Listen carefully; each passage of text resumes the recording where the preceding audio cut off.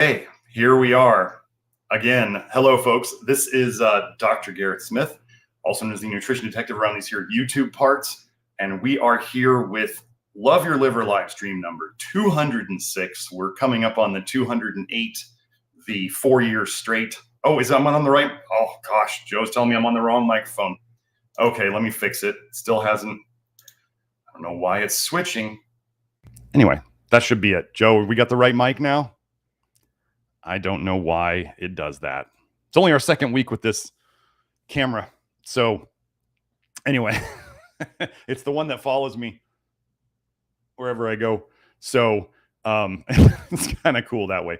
Anyway, so I had a very busy week. Lots of things happening this last week of all sorts, and personal, business, all sorts of stuff. So didn't have a topic for today that I was able to research. So we're just going to do another Q&A.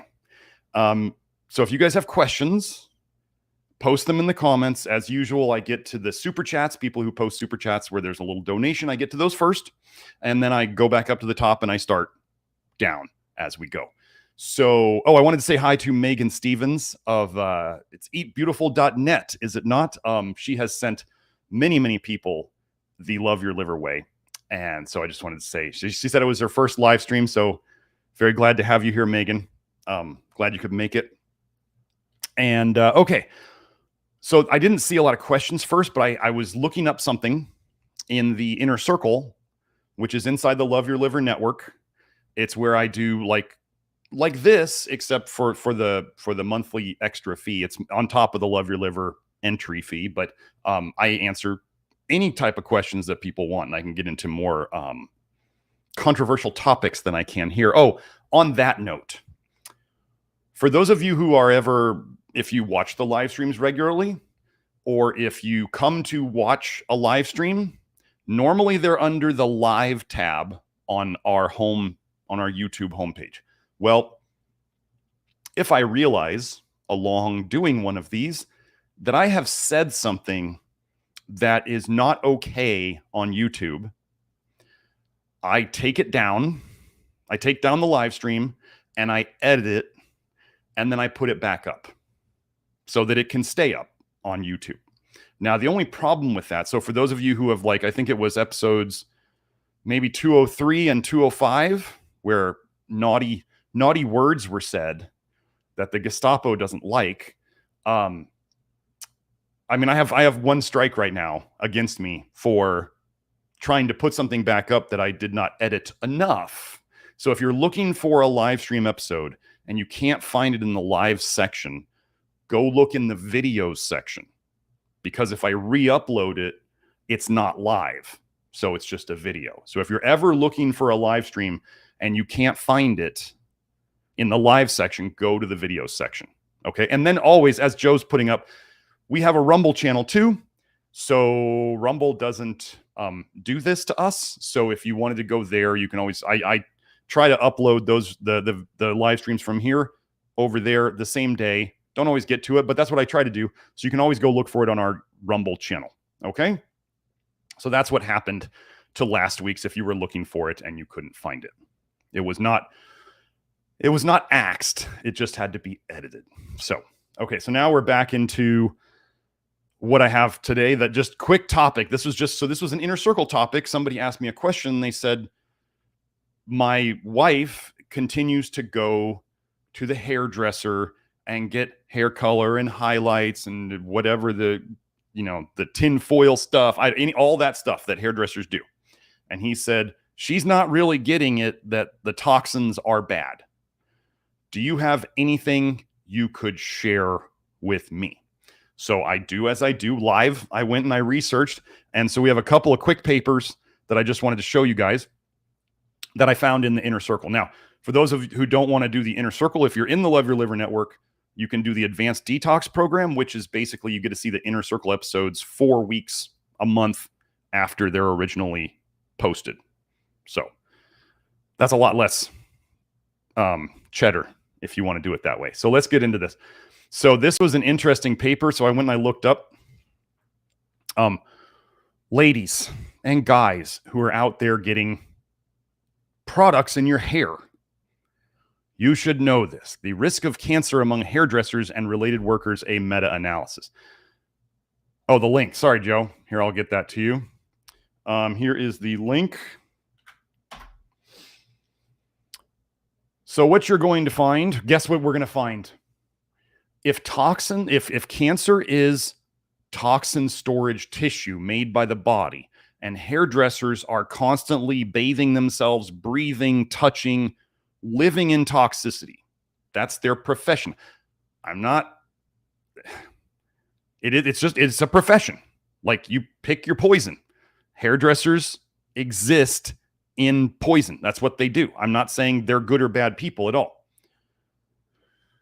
Here's the first quote. The fact that these professionals are chronically exposed to a large number of chemicals present in their work environment, including potential carcinogens contained in hair dyes. This is what he was asking me about. Like highlights, stuff like that.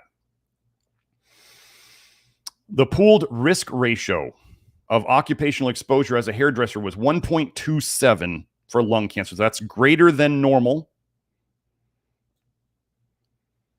1.52 for larynx cancer. Well, where are they breathing it? They're breathing it down. 1.30, like all the hairsprays, right? 1.30 for bladder cancer, because it's coming out through their kidneys. And 1.62 for multiple myeloma, which is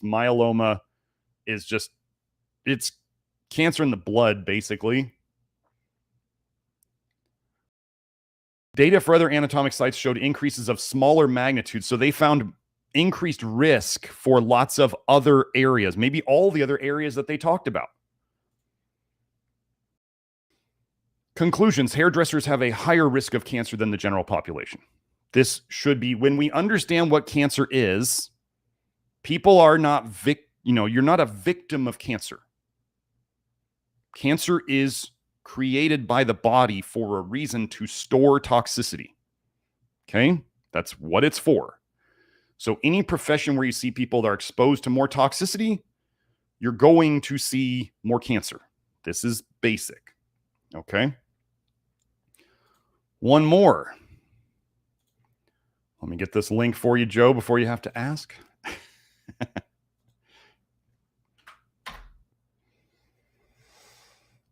Reproductive outcome among female hairdressers. Oh, hey, infertility PsyOps. There you are again. So ladies, you have to understand, as hairdressers are exposed to a ton of this.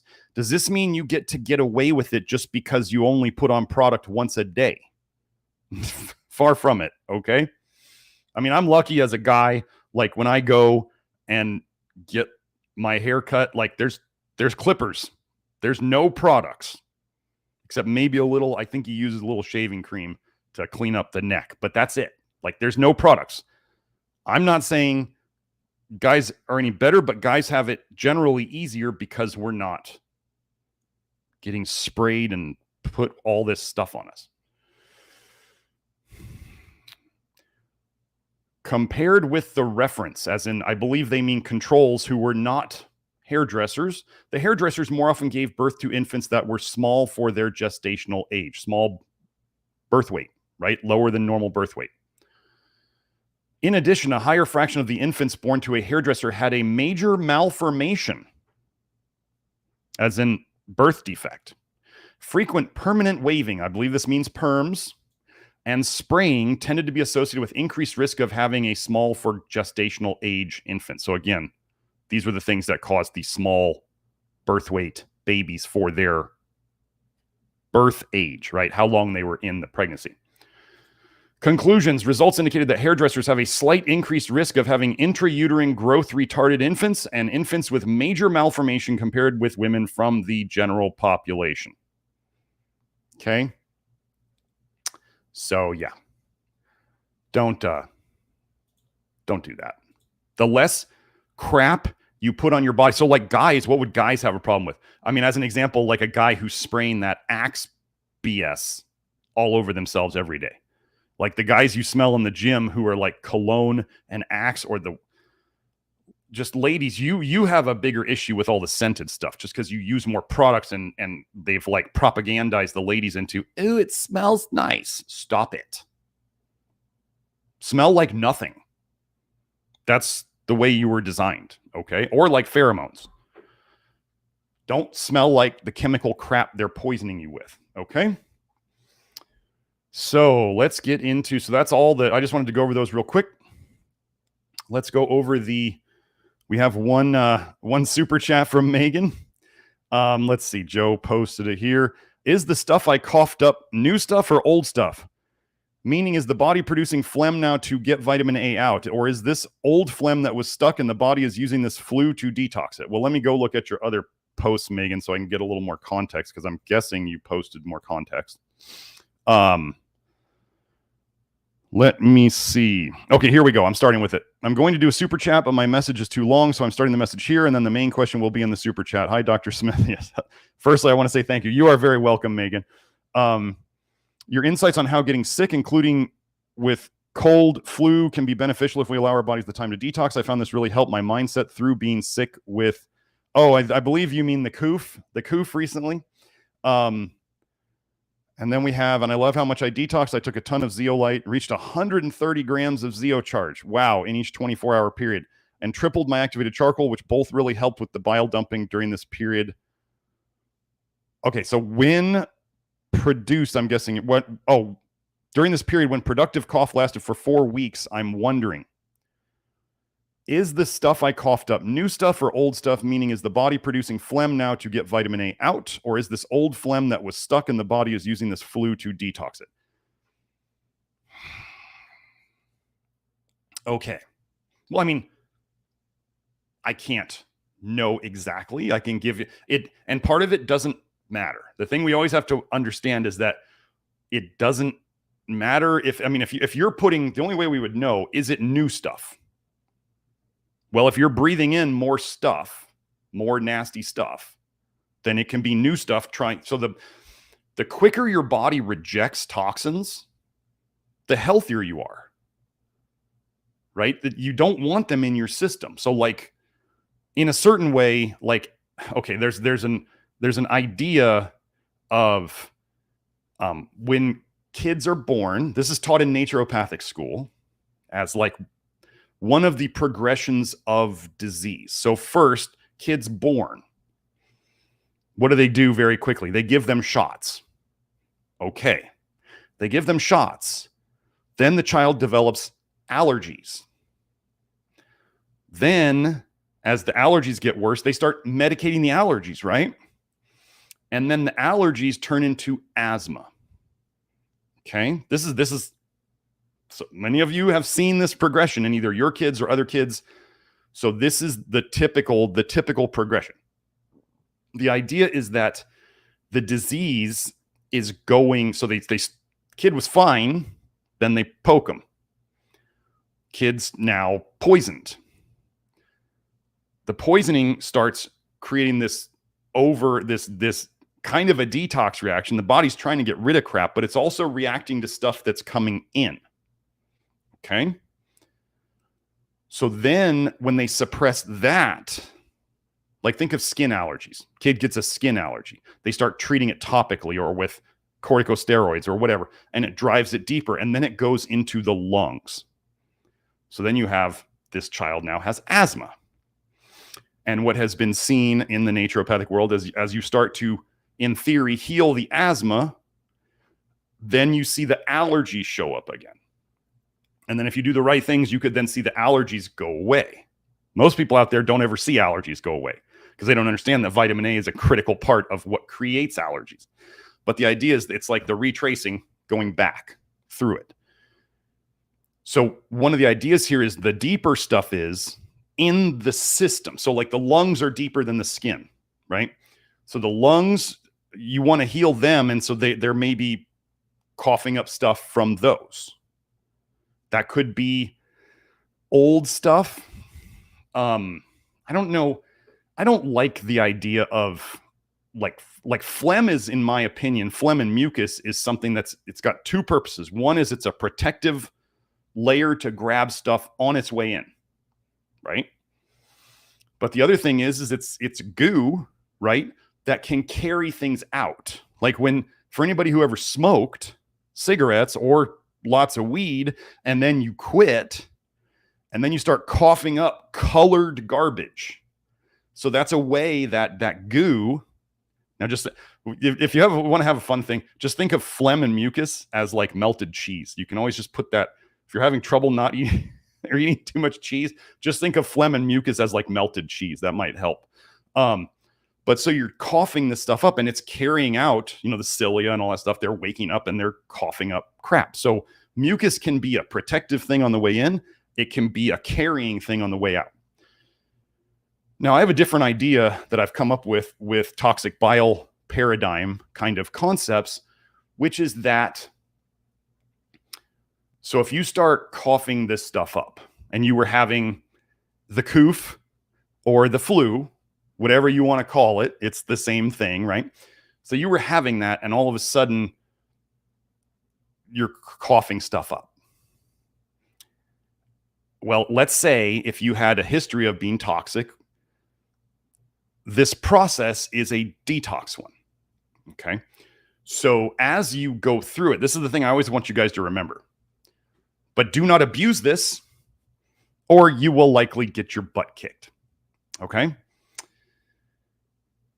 If you do the right things through a cold or the coof or the flu, because they're all the same process. I always loved it when they were like, when modern medicine had to give us a list of how to try to distinguish between the flu and a cold. And they were like, well, you can't really distinguish. It's not easy to distinguish because this has these symptoms and this. And I was like, this is a joke, right? Like there's these two things that conventional medicine cannot cure. The most basic thing that people get, they still haven't figured it out and fixed it. It's such a joke.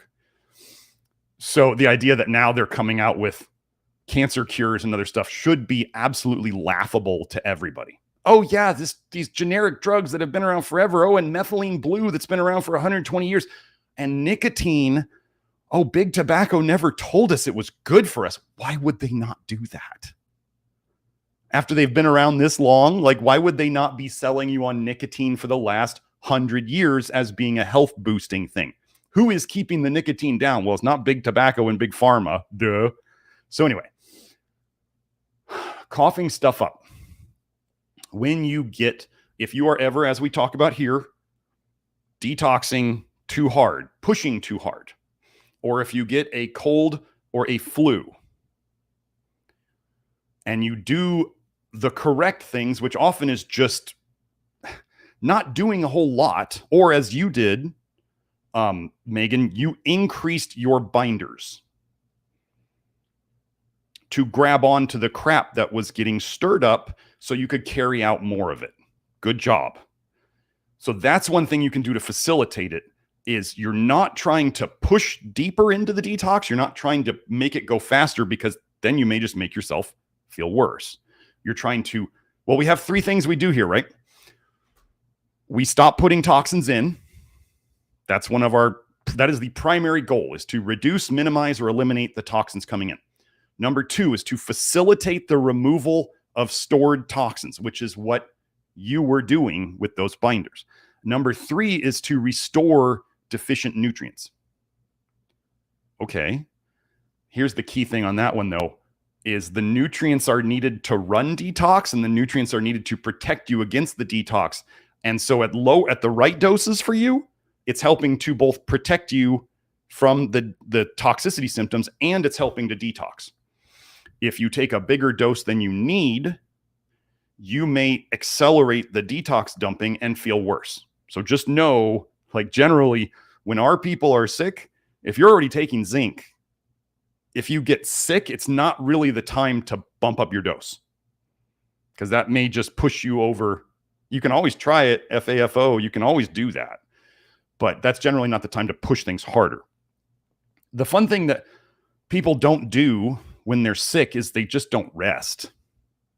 Like if you get sick, the first thing you should do is just put everything you can down and do as little as possible.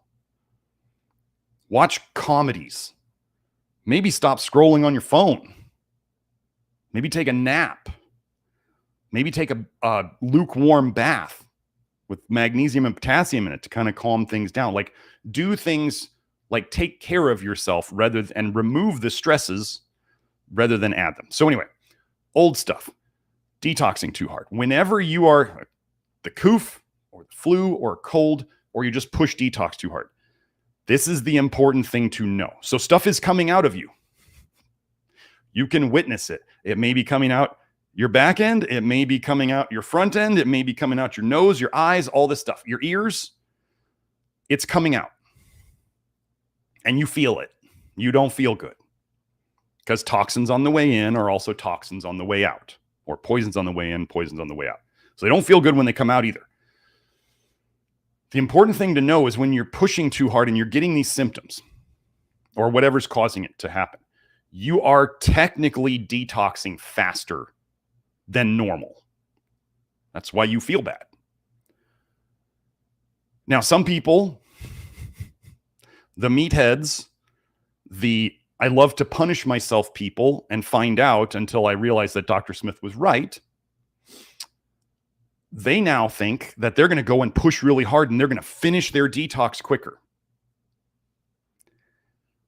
And they say, well, how long should it last? And I go, I don't know. Could be months, could be years. You really want to kick your own ass every day for years until you find out that, oh, wow, you had decades worth of stuff in you? No. When I started taking lactoferrin and it was increasing when I bumped up to 2 pills from 1, and I had the worst allergies of my life for 6 whole months because I didn't realize it was the lactoferrin creep or the lactoferrin cold doing it, as I've talked about. And then finally it went away. Like, I technically pushed through that. If I could do it over, would I do it again? No. I did not enjoy constantly blowing my nose and not sleeping well because of allergies for 6 months, just to make it go a little faster. I would have rather done 1 pill a day or 1.5 pills a day and then later gone up.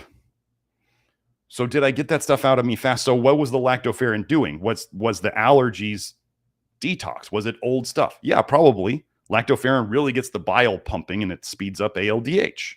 We have a whole episode on lactoferrin that you can watch. So with the cold and the flu, is it old stuff? Probably. You feel bad because you're dumping faster than usual. The thing I want people to know that's different between the love your liver types and the low vitamin A types than everybody else. So what does everybody else do when they're sick? They're freaking out.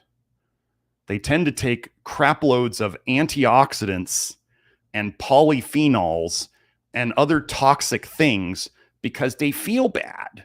So they want to shut it down.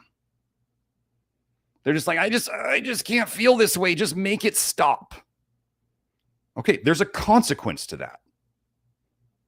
You're taking what your body is trying to dump out of you and just shoving it all back down in there.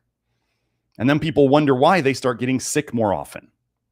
Or even worse, they stop getting sick and now they have an autoimmune condition or a second autoimmune condition. Or eventually they get cancer and they wonder why, but I never got sick. I stopped getting sick 5 years ago when I started taking this herb. Why do I have cancer now? Those who understand toxic bile paradigm now understand. Okay, remember, Linus Pauling had prostate cancer. He started his high-dose vitamin C, and he still died of prostate cancer. And on his deathbed, he said, be careful of taking too much vitamin C. Why would he say that? What did he learn? So, we want to facilitate the detox, but we also, here's our goal with this whole process. We are trying to maximize your quality of life all along the way. Now, there's still going to be some suffering. Everybody who's here knows that you're going to probably, well, the only way you figure out what pushing too hard is to push too hard, right?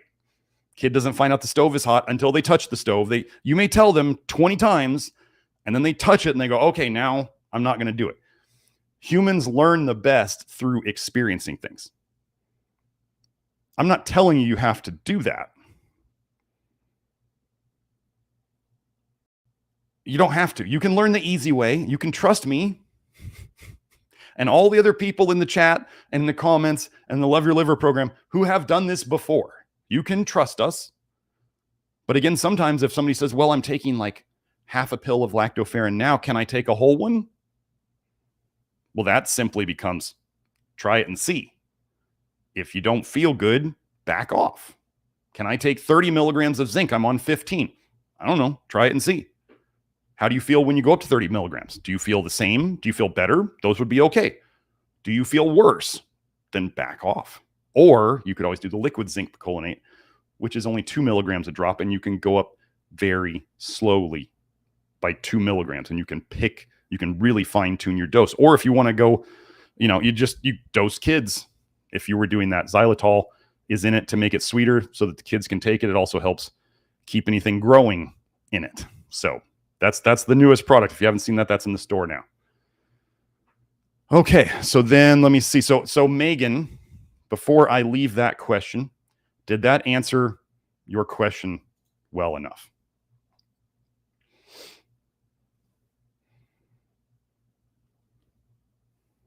You still here?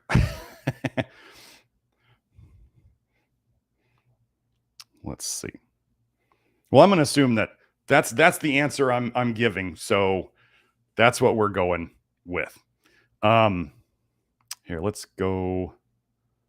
Here, let me move up the camera. There we go. We'll move it up a little bit. Okay, so let me go through the next super chat. Thank you for that, Megan. I hope that answered it. It's probably old stuff. But again, what we do know, okay, so if you're not putting, the simple answer, if you're not putting more toxic stuff in, it's stuff coming out. That's what we're trying to get out.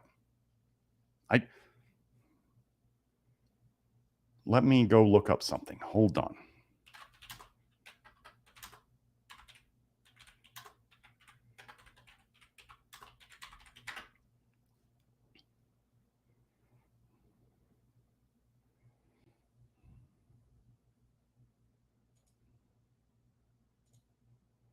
Let me see.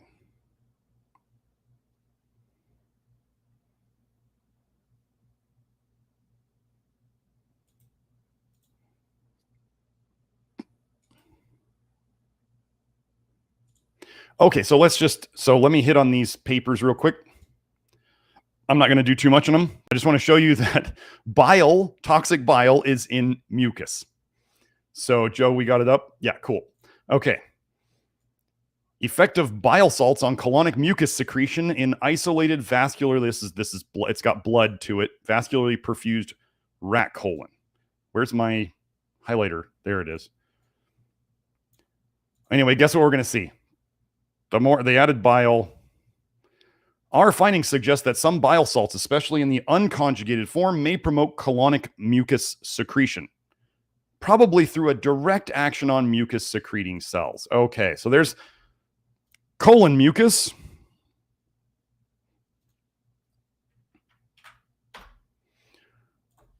Now let's do this one. The role of duodenal gastroesophageal reflux in unexplained excessive throat phlegm. Phlegm and mucus are the same basic thing, folks.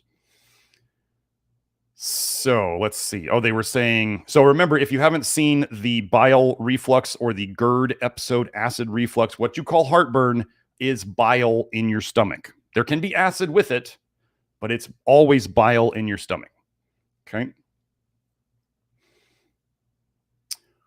59 consecutive patients with chronic unexplained excessive throat phlegm, transparent in 33 patients and yellow in 26 patients, underwent all this testing. Okay.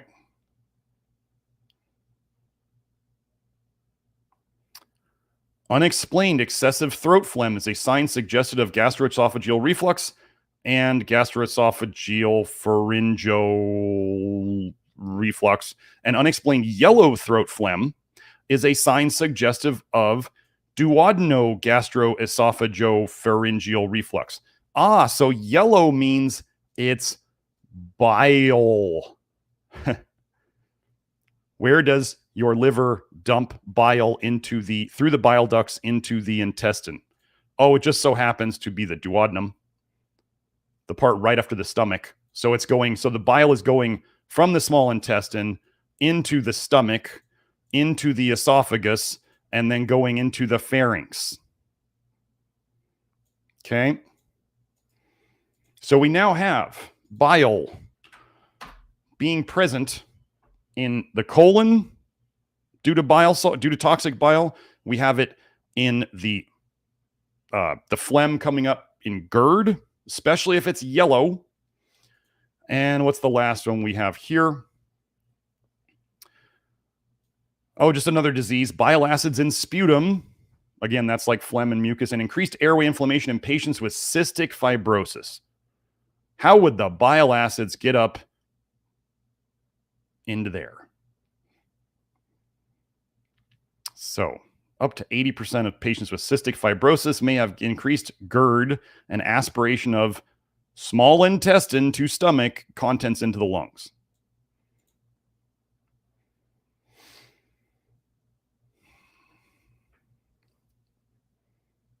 Here we go. Bile acids are present in the sputum of more than 1/2 of the patients with cystic fibrosis. So the bile is going the wrong way. This is the definition of cholestasis, bile going places where it's not supposed to be. In a chronic disease even. Shocking, right? So I'm sure I could find more. Just wanted to show you guys that much. That was how much I found in, 30 seconds of research? So excessive mucus, phlegm, that stuff is a sign of that may be one way your body is trying to both, again, protect itself from it by making a protective layer, and also it seems like the mucus and phlegm kind of absorbs it, and then what do you want to do with it? You want to get rid of it, you want to poop it out, you want to get it gone. Right? So that's the idea there. Okay, so now we're moving on. So Megan, hopefully we covered that enough. I didn't see if you I think she may have left. Okay. So, but thank you for the super chat, Megan, when you see this later. Okay. Oscar, thank you for the super chat, says, going through a breakup, having awful diarrhea, hair loss, and eczema, bile due to stress. If you are stressed out about it, yes. Absolutely. That the biggest thing that people always want to discount in their health is what stress does to them, or especially, Oscar, I know us guys do this. We'll be like, I'm not stressed, yeah, I just broke up, but it's not really bothering me. I don't really, and then so it's like their face, they're telling you they don't have a lot of stress, and they may not even perceive it, because as guys, we're often taught to just kind of be a man and just keep your, keep your frame and all that stuff, and don't say it bothers you, and then maybe it'll bother you less. All that stuff has some validity, yes. However, stress is the biggest thing. Like, people who are losing their hair almost never want to admit that they're under a lot of stress, and stress is the biggest thing that will cause hair loss. Gosh, maybe if you have hair loss, work on that first. So yeah. Okay, so bile due to stress tips. Okay, the biggest thing that you can do. So this is connected to mental, emotional stuff, right?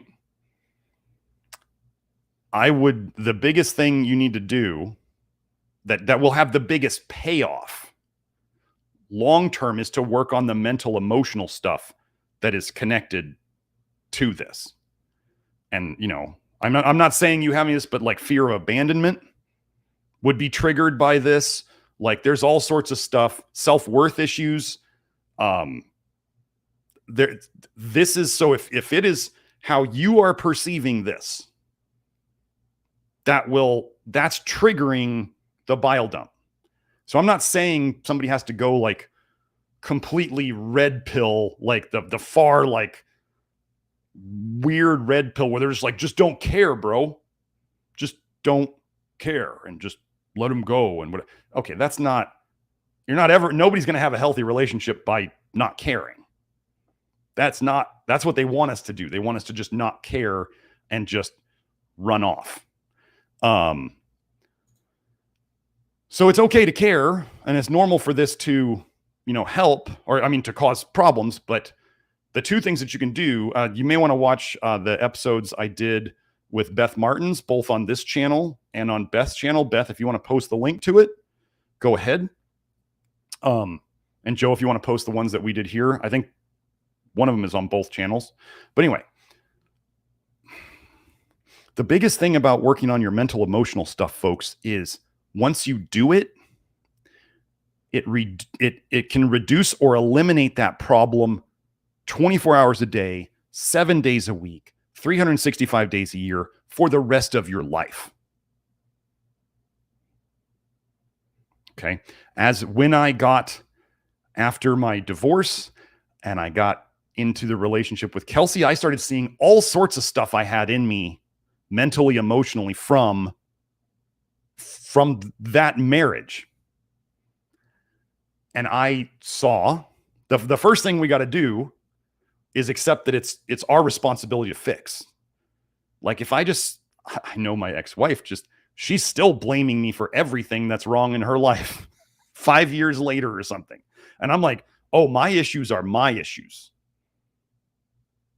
And I saw my issues getting in the way of my new relationship.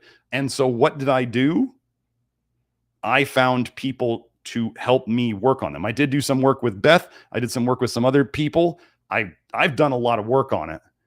And now these things that used to really, really affect me don't, because I have integrated them into myself. Like you may have terrible things that happened to you in relationships in the past, both of your doing, of your choice, and of other people's doing. They're part of you. You don't want to deny parts of you. You want to integrate them so that they are part of you. They are part of what made you who you are today. So you want to accept them and integrate them. Not think about it, how much energy you would waste fighting against these things that are part of your life for the rest of your life. It just saves energy. It saves you so much energy.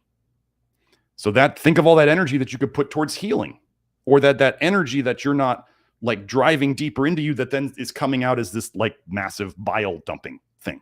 Okay. So that's the mental emotional part of it. It's obviously not free. However, once you've paid for it and you've dealt with it, it's dealt with, and then you don't have to pay anymore. Like you could keep taking supplements for the rest of your life trying to fix it when all you needed to do was change your mindset. I did this just last week. I had some thoughts coming up from past relationships that were they kept coming up. And I did not feel good about myself with those things. It was choices that I look back and I go, I shouldn't have done that. That was a series of bad choices. But then I thought, okay, it's there. It's part of me. I was driving in my car and I was working on can I accept this as part of my history and what made me who I am today? Can I accept it? Yes. Can I integrate it? Yes, I want to. And that's what I'm doing. And then all of a sudden now when these thoughts come up, I don't crap on myself. It just comes up. It's just a thought. So when I've heard several of the people I've worked with talked about integrating. Beth was one of them. This integrating things into yourself they are part of you. You cannot make them go away. So you either integrate them and become okay with it, or you continue to let them make you suffer. So yeah, like I figured out from my, the whole, like when they talk about parents and all that stuff, like I don't think I really got many hugs from my parents until I was like late 20s. And I started becoming the hugger.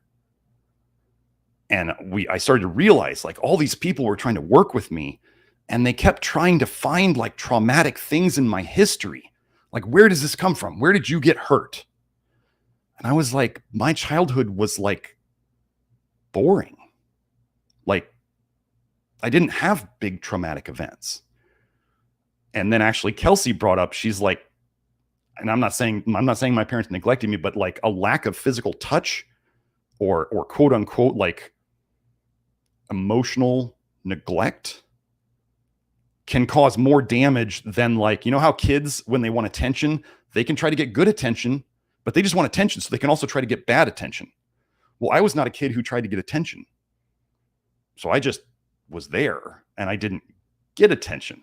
And then I started realizing later, like, that's got to be one of the hardest things to fix, because I just didn't get it. You can fix something you got, whether it's good or bad. You can focus on that and you can fix it. But when you didn't get something, what are you trying to fix? Like, what are you going after? So I realized that, like, later, that's why I had so many challenges in figuring out what my issues were, because it was actually just a lack of. It wasn't anything excessively bad. So anyway, these things are free. Like, I mean, of course they cost money, but they're free once you fix them. So then in terms of the bile, would one meal a day, you asked, would one meal a day help? Joe, did I give you the link on the third one?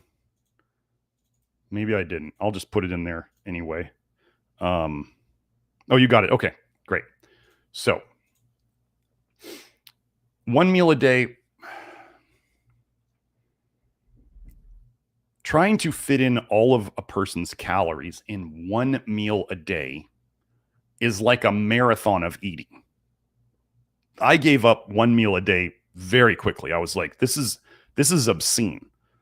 Like, this is just like, let me set aside my evening for like a 2-hour eat-a-thon. And I just came out of it like, obviously, your food when you think of food combining, this is the simple thing about food combining. The fewer foods you eat at a time, like if you sit down and you eat just meat or just beans or just bananas, that is the way we digest the best. The more things you mix together, the worse your digestion is going to be. Well, what is one meal a day? Like, you're fitting in all these foods. Typically, there's multiple foods that you're putting in your stomach within this 1 hour, 2 hour, 3 hour period. It's a recipe for terrible digestion. Yes, your stomach has not had food in it all day, and so it's raring to go, but you're still also mixing all these things. Am I saying you have to eat one food at a time? I didn't say that. But if you want to know, like, if you have bad digestion and you know that you're mixing foods a bunch all the time, this is just something you can try. Try eating just one food at a meal. Just try it. See how you feel. I bet you'll feel what you want to feel in your digestion is nothing. Like, you don't want to feel stuffed. You want to eat. This would be optimal digestion. You eat, and the next time you notice that food is when you're pooping it out. So it's almost like there's nothing happening in your body, right? Because we don't tend to complain about our digestion until we feel something going on in there, right? So then, therefore, what would we want to feel in here? Nothing. That's the goal. So you don't want to be like, constipated, then you're feeling something. That's not good. You don't want to feel nausea or reflux or, a poking, prodding, sharp sensation in your gut. You just don't want to feel those things. So if you're feeling those things, there's something wrong. So we want to not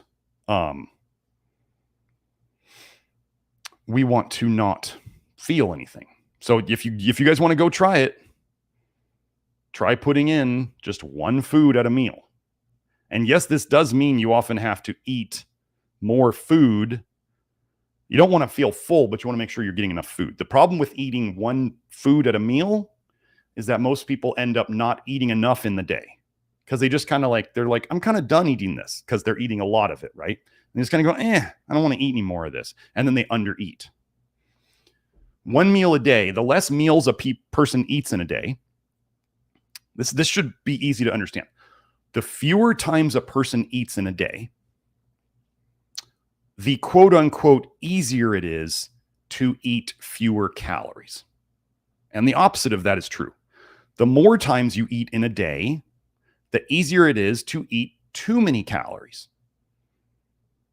Right? What did they push on America? Eat 5 to 6 times a day to keep your blood sugar stable. And then that's part of why everybody ballooned up, because they're just it's really, really hard to eat the right amount of food when you're dividing it into 5 or 6 meals. Now, if you need to do that for your blood sugar, that's fine.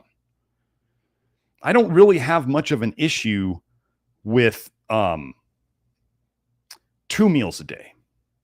I think 2 meals a day for men is fairly sustainable. I think a snack and 2 meals a day is, like, for me, that's what I really do. My breakfast is more like what most people would call a snack. And then I have like lunch and dinner. And dinner's the biggest meal. So I kind of build through the day. I did intermittent fasting. The research on intermittent fasting, really, when you think of it as being just skipping breakfast, there's research coming out where it's not so good. I mean, intermittent fasting is for most people just a fancy term for skipping breakfast. That's it. And if you want to do a lot of activity, here's what I see on intermittent fasting. Everybody who does intermittent fasting for a long time ends up being a complete caffeine addict. They are absolutely addicted to coffee or caffeine. What is it about the intermittent fasting that does that? I don't know. It happens, though. You see it everywhere. So let's see. Tips. Oh, I would try to work on. Okay, so the big so you're asking tips to help you through this. The anti-stress minerals. Of course, most people are salting their food plenty. Okay, so we're talking about electrolytes here. Most people are salting their food plenty. However, the 2 big minerals that really help with stress, magnesium, especially topical magnesium. Joe, if you want to post that link, you could. Our topical magnesium episode, like our magnesium lotion. And then more potassium. Most people are hardly getting any potassium. Potassium and magnesium are like the anti-stress minerals. So usually those would help to calm things down. If you're really stressed, you're going to we know that stress depletes magnesium, and I'm going to tell you that stress depletes potassium. So if you're under a lot of stress, these are some physical things that you can do. If you are having diarrhea, the first thing I have people do who have diarrhea is activated charcoal. And also I would take out any oral magnesium that you're doing, because oral magnesium or like oral vitamin C or whatever, those, you can use those to induce diarrhea. So if you're having a lot of trouble with diarrhea, taking oral magnesium or oral vitamin C is not going to be a good thing. It's going to facilitate more diarrhea. Then getting enough activated charcoal will stop the diarrhea. It's like, I always get a kick out of it. So folks, if you're doing this and I'm describing you, then you get to learn something today. I have people tell me, I tried taking magnesium and it just didn't help me poop. And then I say, how much did you take? And they're like, I took 1 pill. No. Magnesium is, I think it just switched my mic again. Why is this thing doing that? Anyway, enough activated charcoal enough activated charcoal for any person will likely constipate you, and enough magnesium orally for any person will make you poop. So when people are only taking 1, that's not enough. It's simply not enough. I mean, you can drink, if you really needed to poop, if you put enough salt into water, regular salt, and you drink that water with the salt in it, you will crap your brains out. You will. If you don't put enough salt in it, then you just drank bad soup. So, yeah, with diarrhea, the biggest thing is activated charcoal. We like hardwood charcoal. And the key thing would be, if you want to avoid the diarrhea completely, would be if you're noticing that the diarrhea happens at certain times of day. Like if you're just like, well, why do I keep getting diarrhea at 3 p.m.? Seems to happen every day since I've been through this breakup. Take the activated charcoal somewhere between 30 to 60 minutes before the diarrhea would hit. So it has time to go down there and be in your guts, ready to catch the bile dump and adsorb it, as it's called, so that then you don't have this problem. I had a kid. I've been over this story before. The son of my divorce attorney, he was puking every night in the middle of the night, yellow bile vomit. And he was on 3 different pharmaceutical medications to try to shut that down. It wasn't working. I told him the 3 charcoal options. I said, I'm going to go over this again. This is the charcoal solution to diarrhea or vomiting that I found works. It works better for vomiting, but diarrhea, like we've had a lady with ulcerative colitis who was loose bowels like 12 times a day. Within a couple of weeks, she figured out her activated charcoal and she didn't have loose bowels 12 times a day anymore. Like charcoal will soak it up. So anyway, the 3 options on charcoal, they range from the most convenient to the least convenient and the most effective and least effective to the most effective. Okay. It's very simple. If somebody was having a middle of the night problem with bile dumping, okay, the most convenient, least effective solution would be to drink activated charcoal before bedtime, because then it's not messing with your sleep. But it's also the least effective because if you're drinking charcoal at 9 p.m. at night and your bile dump is at 2 or 3 in the morning, they might miss each other in your guts. Just simple. It's like you shot at it with a missile and you missed it. Whoop. There it goes. So the least convenient and most effective would be to set an alarm. If you know that this bile dump happens at 2 a.m., it's like, oh man, it's like clockwork. You would take the charcoal at 1:30 in the morning. You'd set an alarm, have the charcoal and water right on your nightstand. You set an alarm, you wake up, stir it up, slam it down, go back to sleep. Least convenient because you have to make yourself wake up. Like you have to set an alarm and wake up. It's a pain, but it'll work. So then the middle of the road, the middlemost convenient and the middlemost effective would be when you wake up, you have the charcoal there waiting, you stir it up, you slam it, and you hope to God that it catches up to the problem. But by the time you woke up, like this younger man who had the problem, he said he would wake up and 5 minutes later, he's throwing up. Does that sound like it's enough time to slam it down for it to really do its work? Maybe, maybe not. I never actually heard from I just asked the dad a week later. I said, how's he doing? And the dad's like, oh, it's fixed. You fixed it for him. I said, which one was he doing? He's like, I don't know. You fixed it. I was like, that's great. I wish I knew which one it was. So, but yeah, we got him off the meds and had him do the activated charcoal and it shut it down. So diarrhea, because diarrhea is happening a bit lower in the guts, you might have to take the charcoal earlier. Or if you knew that you woke up and then a half hour later you had the diarrhea, as an example, then you might be able to wake up and slam it down and have it work. It's kind of trial and error. And there's always, how inconvenienced are you willing to be for relief? So if somebody said, well, I'm not having charcoal on my nightstand. I don't care if it's with an alarm or when I wake up. I'm just not doing that. Okay. If you like your disease, you can keep your disease. It's fine. Doesn't bother me one bit. I'm not the one waking up in the middle of the night. So yeah, so that's, I hope that helps.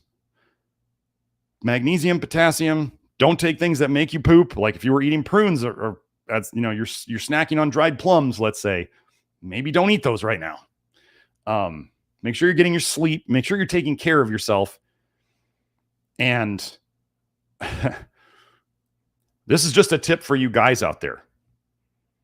If a woman ever dumps you, don't ever go back. Don't ever. That's just a general rule. If she has gotten to the point where she doesn't want you, don't ever try to go back. With women and men, it can be a bit different.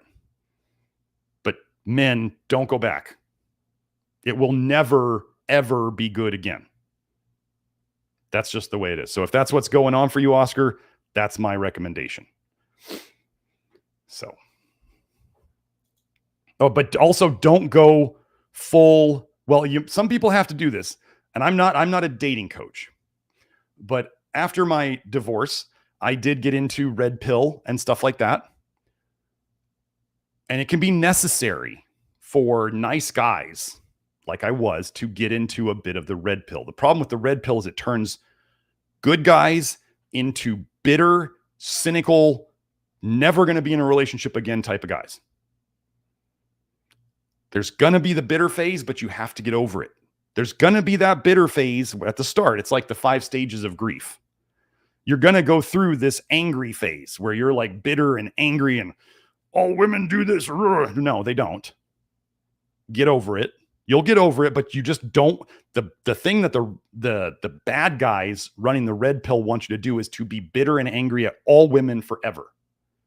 And if you do that and you're like, well, I want a relationship, but I'm an angry, cynical, bitter red pill guy, and every woman is coming after my stuff. You'll never have it. So you get to choose. Do you want to be bitter and angry? Or do you want to be open to a relationship while you can still protect yourself? That's what I chose to do. And thank God Kelsey found me. I did have to get over some of that stuff I learned though.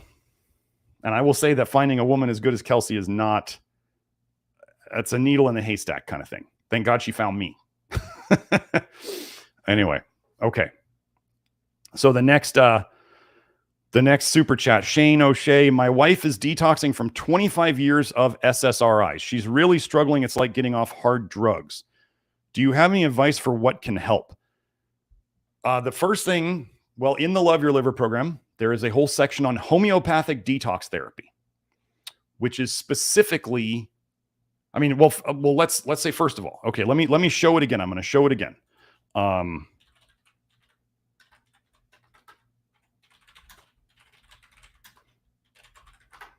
Let me find the paper. Here it is. So I have gone over this paper before. Let me get the link and post it for Joe or in the chat.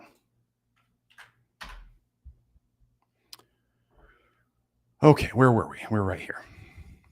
Oh no, there's a security alert. So what do SSRIs do? How do they work? Okay, so let's just say someone had, oh, sorry, I'm sharing it, right, Joe? Let me know if it's sharing, Joe. Are we good? Yes, okay. I want you to understand this statement, this title of this paper. Direct inhibition or slowing of retinoic acid catabolism. So direct slowing down of vitamin A detox by Prozac. Prozac slows down vitamin A detox. That's what the title of that paper says. So let's just say vitaminAtoxicity was a huge part of depression, anxiety, all these things that we talk about. And remember, it's poison on the way in, it's poison on the way out. If somebody's toxic, they're going to have more of this stuff floating around in their system. And one way to shut this down, shutting it down, this is a direct example of what conventional medicine does. They shut things down. So they're shutting down your detox of vitamin A, which can relieve symptoms. Funny thing about SSRIs, though, they tend to make people gain weight. Gosh, if you're slowing down the detox of vitamin A, which is a fat soluble, aka fat storable molecule, what might your body do with all this extra vitamin A that is not getting detoxed and leaving you? Where would you store a fat storable vitamin? Well, you might just make more body fat to store it in. What a weird coincidence that SSRIs slow down vitamin A detox, and yet tons of people tend to gain tons of weight on them. Gosh, toxic bile paradigm gives us a framework of what is actually happening. So the first thing she should do is get on a low vitamin A diet, in my opinion, because it was likely vitamin A toxicity that caused her to have to get on the med in the first place. Okay. And then she should also watch out for copper in her diet a lot. That would be important. Now, then we get into, I do think a big part of resetting the system or helping the system to detox these 25 years of slowed down detox pathways would be flush niacin. So the next thing would then be potassium and magnesium, just like we talked about earlier. Folks, if you are sad, mad, angry, depressed, anxious, whatever, the first minerals that I would concentrate on, topical magnesium, potassium. Those are, as I say in both of those episodes, both of those live streams, there's a potassium live stream and there's a topical magnesium live stream. These are the quickest ways to feel better. Are they making you detox? Not necessarily. They're making you feel better because the toxicity depleted your magnesium. I have research on this, that vitamin A depletes magnesium, and they are depleting your potassium. The other thing that vitamin A does is it blocks your potassium channels, so your potassium doesn't get back into the cell. You can kind of force it by getting more potassium in the system. You can kind of force potassium back into the cell and you can feel better. You guys, if you, and this is the big mistake. So I told you about the other mistake that people make with the oral magnesium. If they're trying to poop, they're like, oh, I tried one pill and it didn't work. Okay. Here's the same thing that people do with potassium. They say, well, I got some potassium pills, Dr. Smith, and I tried one. I didn't feel any different. Okay. Potassium pills are typically 99 milligrams. Even electrolyte drinks that are trying to like push it might be 200, maybe 300. I had 3 bananas this morning. A banana is somewhere between 400 to 500 milligrams of potassium per. So I had somewhere just this morning, 1,200 to 1,500 milligrams of potassium from bananas. And then people are taking a 99 milligram pill of potassium and wondering why they don't feel anything. If a banana is 400 to 500 milligrams of potassium, you take one potassium pill, not only is it a supplement, so it's not food, so it may not be absorbed as well as food, but you took basically a big bite of a banana. And you're wondering why your life did not change. Hopefully you understand now why that is true. The Institute of Medicine says we should be getting 4,700 milligrams of potassium a day. 4,700, 4.7 grams. People talk about bananas and coconut water being high in potassium. Well, they're both about 400 to 500 milligrams for one banana or 8 ounces of coconut water. Did I say coconut milk? I meant coconut water or coconut juice, whatever you choose to call it. They're both about 400 to 500 per serving. So one banana or 8 ounces of coconut water. These are some of the highest potassium foods that people are going to come across other than white potatoes, which I don't suggest eating every day. Okay. It's really hard to get enough potassium. And so if you're going to do potassium, the easiest way to experiment, if you want to know if potassium will help you, do you have, like my daughter hates bananas. She just cannot stand bananas. But if you're okay with bananas or coconut water, but you don't want to buy them every day, but you want to know if more potassium can help you, pick a day, buy a bunch of bananas or like 32 ounces of coconut water. You could do both, but you might not want to overdo it because too much potassium can cause loose bowels. Too much of any electrolyte can cause loose bowels. So just be aware of that. And you just try one day, try having 2, 3, 4 bananas. Try having the whole quart of coconut water. See if your mood is different. See if your energy is different. See if your sleep is different. get our magnesium lotion and put on at least 2 pumps a day. 2 pumps is the dose that I suggest, that I've seen on hair tests, is the minimum that works to raise people's systemic magnesium levels to a good level. That's the minimum. Can you do more? Sure. If you're a bigger person, you might need more. If you're a small person, but you have a really bad magnesium deficiency, you might need more. You just got to try it. If you feel better from topical magnesium, it means you need it. That's a big indicator. I had somebody yesterday, I was looking at their hair test, and their hair magnesium was off the charts. Doing my investigating, and this is the detective stuff I do. I said, so we got this really high magnesium. It doesn't make a lot of sense.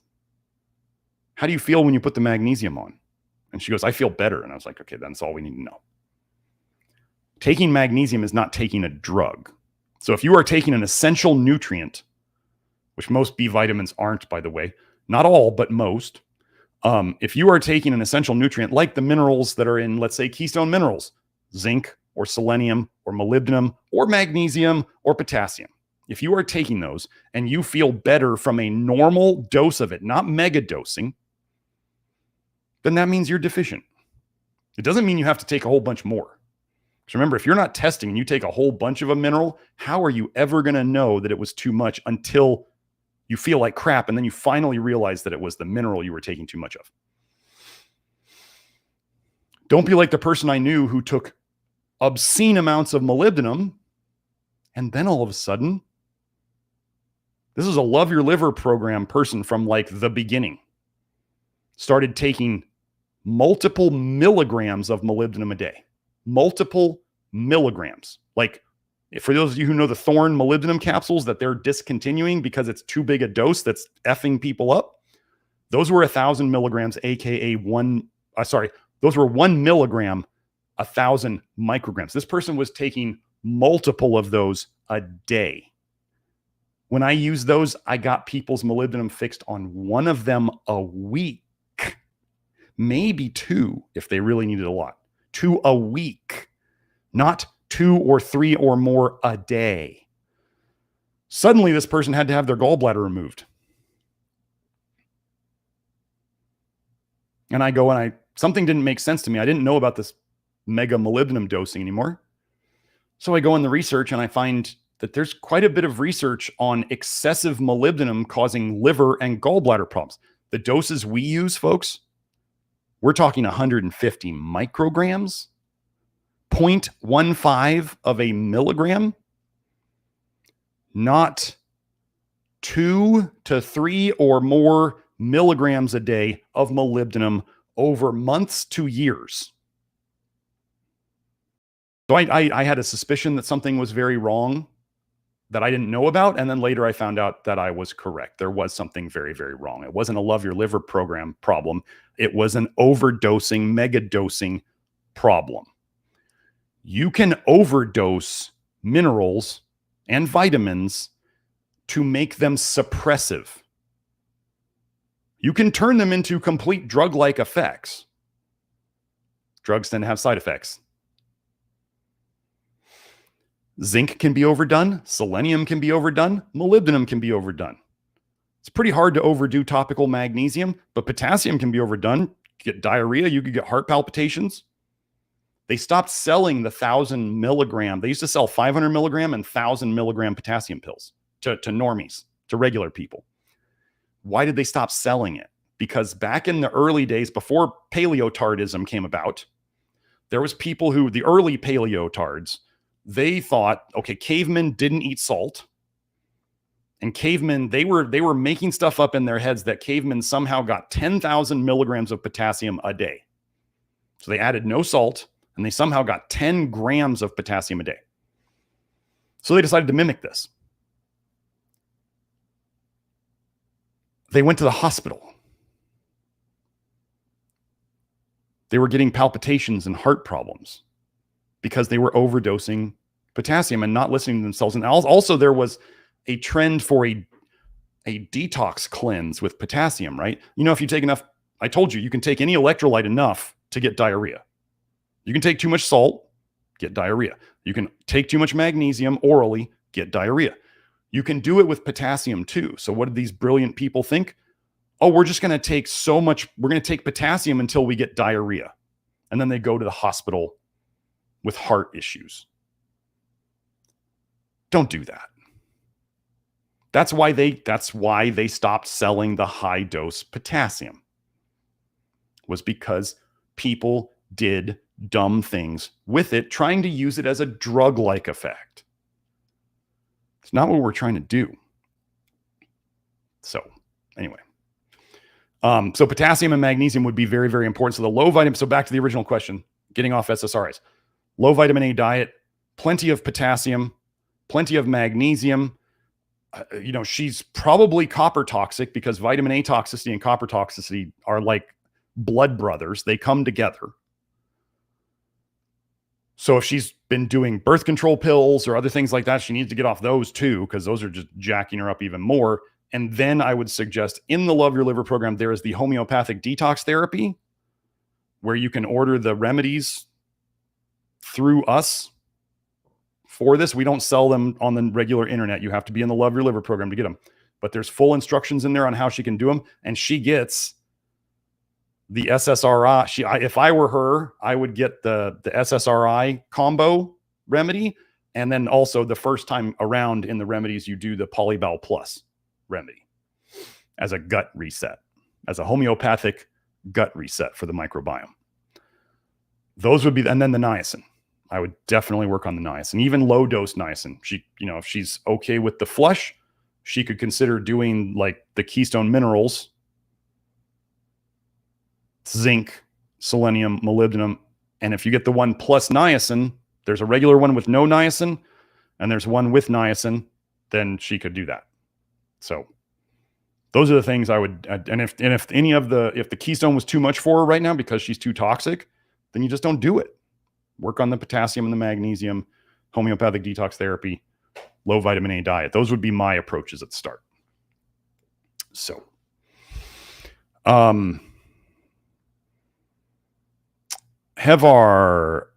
sorry. Thank you for that. Let me go and like all these. There will be something coming out. Okay. So niacin helps a lot of people with cravings, toxin cravings. There's a patent out on nicotinic acid and helping with smoking cessation. The Alcoholics Anonymous founder wanted to add flush niacin as the 13th step in the AA program. So there's like patents out there on quitting smoking with niacin. There's the guy from Alcoholics Anonymous, the founder, wanted to do flush niacin. He wanted people to do flush niacin to help them quit alcohol. Like Kelsey tells me, I need to go look up these studies. If any of you are out there and you're research geeks and you want to look at this, Kelsey was telling me, do you guys remember? I remember this back from college days, where when people had to take a drug test, right? You'd go to the smoke shop. I never had to do this, thank goodness, but I knew all about it. They would go to the smoke shop and they would buy some clean the drugs out of your system remedy. And there was always tons of flush niacin in it. Tons. Kelsey says that there are case studies in the research where people would, let's say they do this remedy, this flush niacin remedy, and maybe they're not very educated on flush niacin. And so they go to the hospital. Oh no, I'm having an allergic reaction, which they're not. Why'd you take all this flush niacin, sir? Oh, I was doing it to pass a drug test. Okay. Kelsey says that there are case studies out there where they then ran a drug test on them and they tested clean. Flush niacin detoxes the heck out of stuff. The challenge is flush niacin at a big enough dose. Remember how I told you there's doses that protect you and detox, and then there's doses that push bile too hard. Flush niacin can increase bile dumping. So you want to figure out the dose that helps, or at least doesn't make anything worse, versus don't go too high and find out, wow, I'm dumping a lot of bile and I feel worse.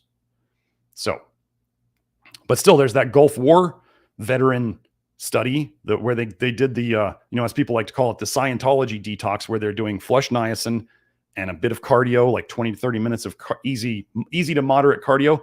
And then they're in the sauna for like low temperature sauna, like 140 degrees to 160, not 200, folks, for like 2 to 3 hours, and they're getting electrolytes and snacks during it, and they detoxed a lot of stuff.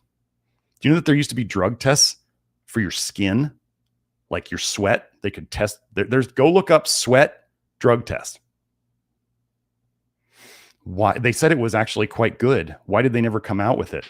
I think they never came out with it because it would have been too good at catching, I don't know, let's say public figures and all the drugs they were doing. So it was too good.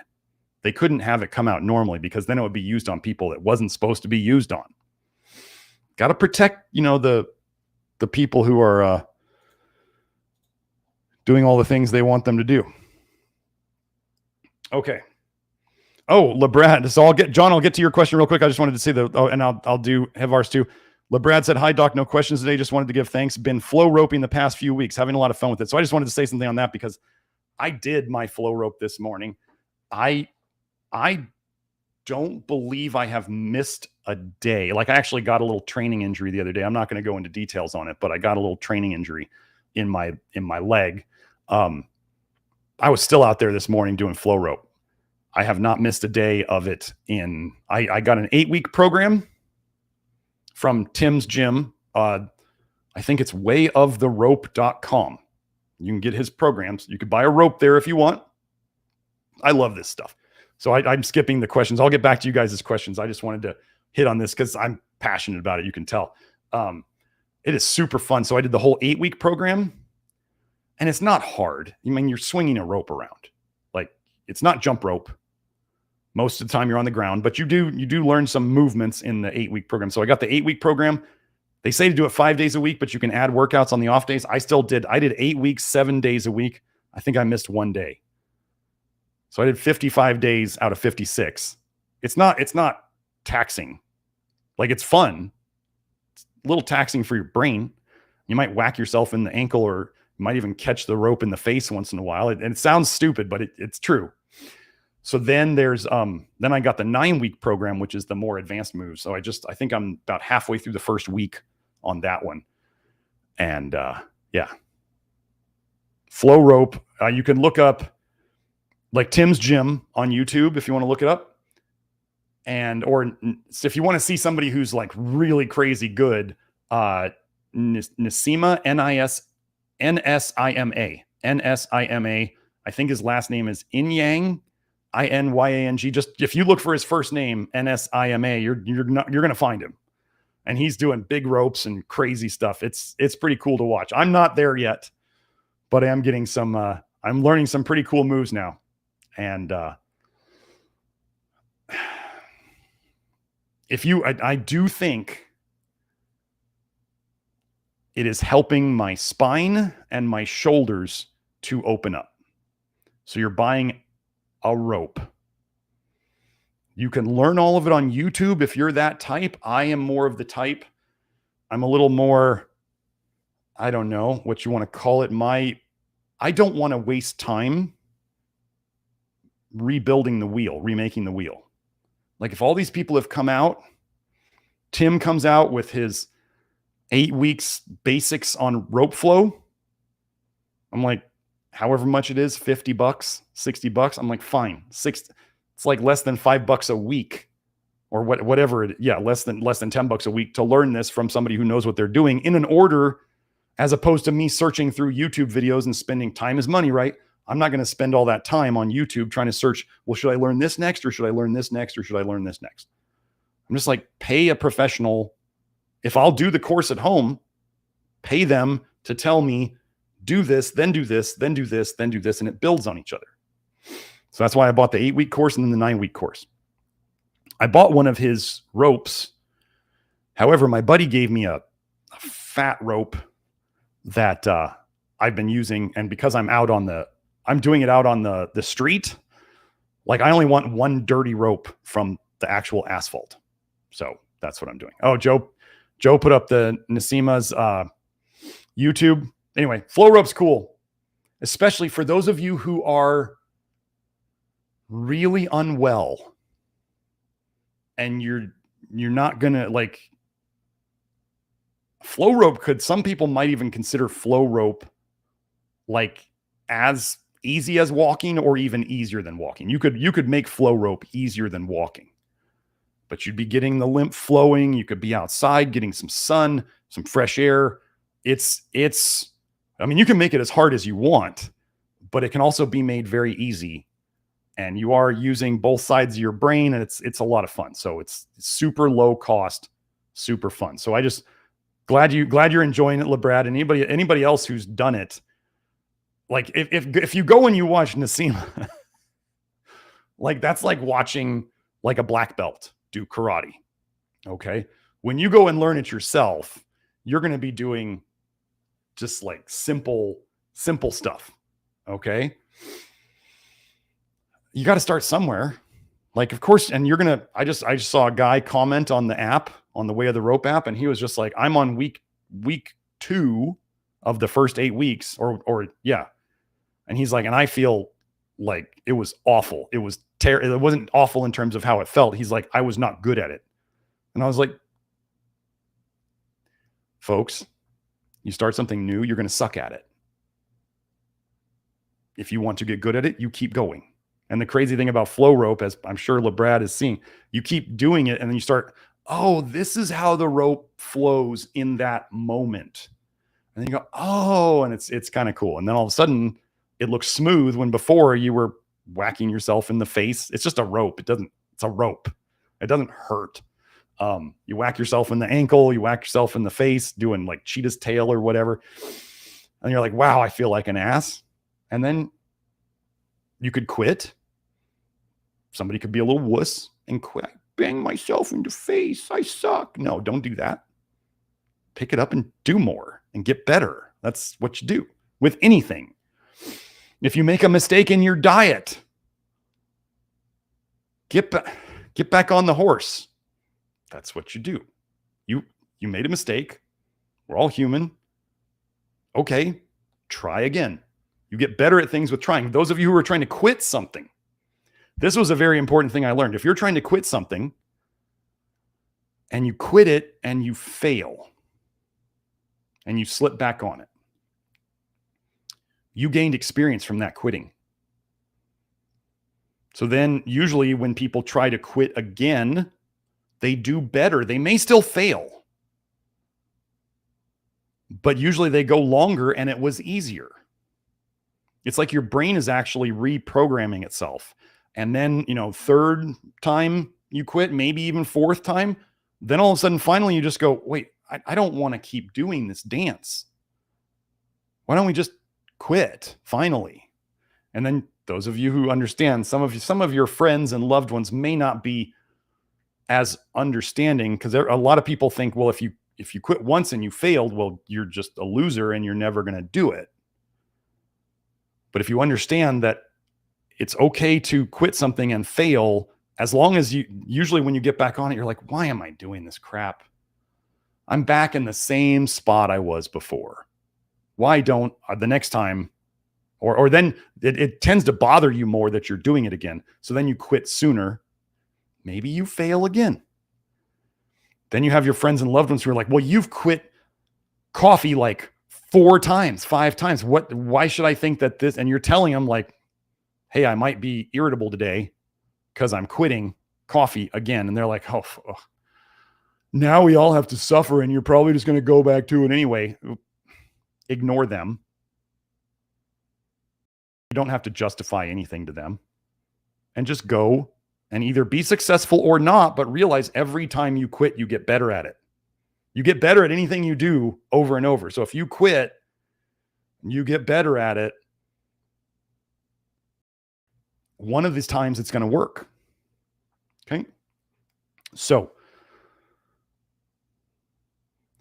okay. So Hevar, I want to get to, John, I'll get to your post in a second. Hevar asked, Dr. Smith, what are your thoughts on doing the TEI trace elements program recommendations from the hair test, supplements, and diet? Garbage, absolute trash. When I order the TEI when I order the TEI hair test, I specifically do not want their recommendations. My personal experience with it, I was in naturopathic medical school, And I read a book. It was from Dragon Door Publications back in the Pavel Tsatsouline days. And I got a book. It was by an ND, DC, PhD guy. Like, so he had his ND. I don't know if he had the degrees. I know he was a chiropractor. He might, because you can get naturopathic certificates through the mail. What a joke. So anyway, and PhDs, they'll practically send you through the mail. So I don't know if he actually had legit ND and PhD certificates. But anyway, he pushed in a whole book.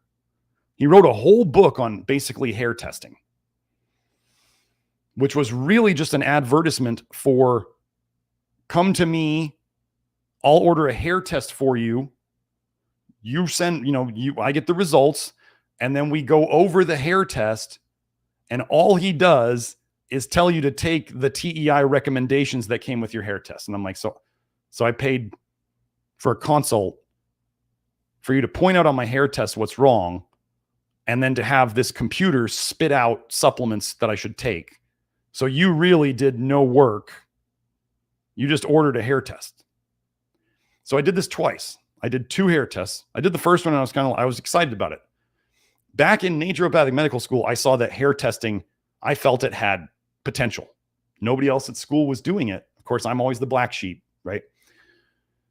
So I did it, and I did the diet as well as I could, and I did the supplements. I ordered the supplements and I took them like they said. And it was after, so I did 1 test and then I got the second test, and I want to tell you, the second test looked better than the first test. Okay. I felt worse. That's not what I want. I always tell people, do you want to have great looking tests and feel like shit? Or do you want to have tests that maybe don't look as good, but we are fixing you? We are helping you fix yourself. I want the second, because detox can make tests look bad. The TEI testing, when they do their supplement recommendations, they only go completely by the hair test you have in front of you, like that hair test. They do not look at your history. They do not incorporate your history into those recommendations. So if something didn't work for you, they don't incorporate any of that. It's just this hair test, these recommendations, just an algorithm. It just spits it out. It's a recipe that they don't deviate from. And when I went to take the early hair analysis course from, I'm not gonna mention his name because I don't want people going there and then I just have to unteach them later. I went to that, and the whole course again was just basically, okay, this was the wrinkle it added. So look at the hair test, look at the TEI recommendations, and then if something isn't quite right based on what you interpret in the hair test, you might have to tweak the recommendations a little bit. That was it. So it was basically just like, let the algorithm spit it out. And I was like, but I did 2 tests, and I did their supplements, I did their diet. I slowly got worse, even though my tests looked better. Screw this. Why would I keep doing it? Why do so many people abandon hair testing? Because those recommendations from the algorithm suck. That's my opinion. So what did I do? This is how I came to where I am today. This is the beginning of it. I started doing my hair test every 5 weeks about. And I would get their recommendations. And I would break it down. First of all, I looked at their supplements and I was like, what is essential?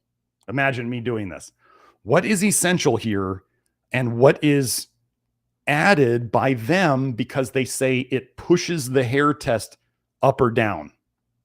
That's what they want to do, right? So they are looking TEI and ARL. I would never do anything with ARL. They are basically looking at the graph, the hair test numbers in the graph, and they are saying, this bar is too high. Let's jam it down. This bar is too low. Let's jam it upwards. Does that sound like conventional medicine thinking to you? Because it is. That's what they're trying to do. And then people in the hair analysis world will be like, oh, your sodium's too low. Don't take magnesium because magnesium lowers sodium. First of all, if anybody out there if you're working with me or one of the other facilitators and you take what I just said and you stop your magnesium because you see low on the hair test, I'm telling you, you made a mistake. You're doing something dumb. So don't do that. Y'all ever, in that topical magnesium episode where I go over like relating magnesium deficiency to the top 10 diseases in the Western world? And then somebody's going to get their hair test back and be like, oh, your sodium's too low. Definitely don't take magnesium, even though you have a magnesium deficiency, and pretty much everybody has a magnesium deficiency, and magnesium deficiency is linked to the top 10 causes of death in the Western world. Oh, but your sodium's too low. Don't take magnesium. Yeah, don't. So what I did, I looked at the essential things in it, and I looked at the non-essential things.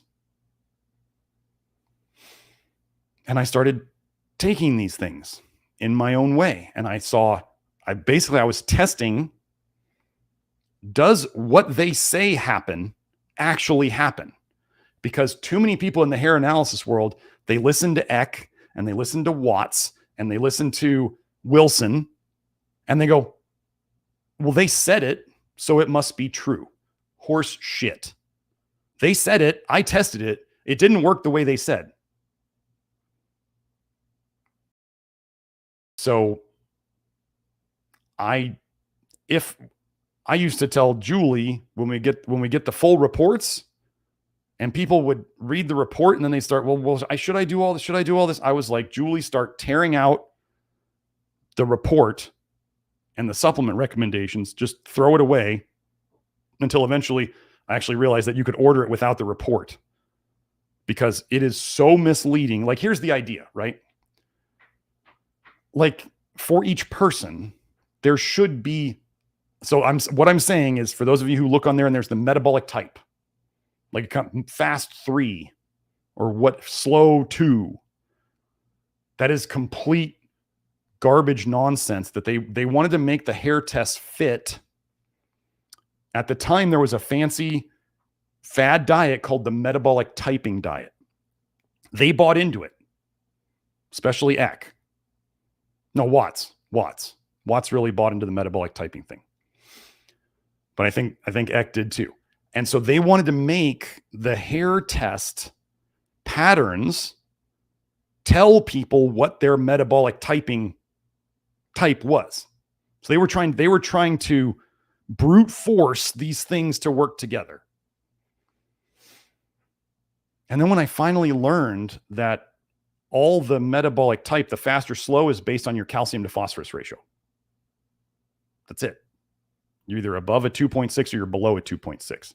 So if you're at 2.59, you're fast. And if you're at 2.61, you're slow. And they give you an entirely different diet based on that ratio alone. And I was like, this makes no sense. Logic here, right? So if somebody had most people start out with a high calcium level, which gives them a high calcium to phosphorus ratio, which on the TEI stuff says they are a slow metabolic type. Anybody who's listening to this, if you're working with me or my facilitators or you're out there, I would take off the metabolic typing on the test. I would take off those words if I could. They are absolutely useless and harmful.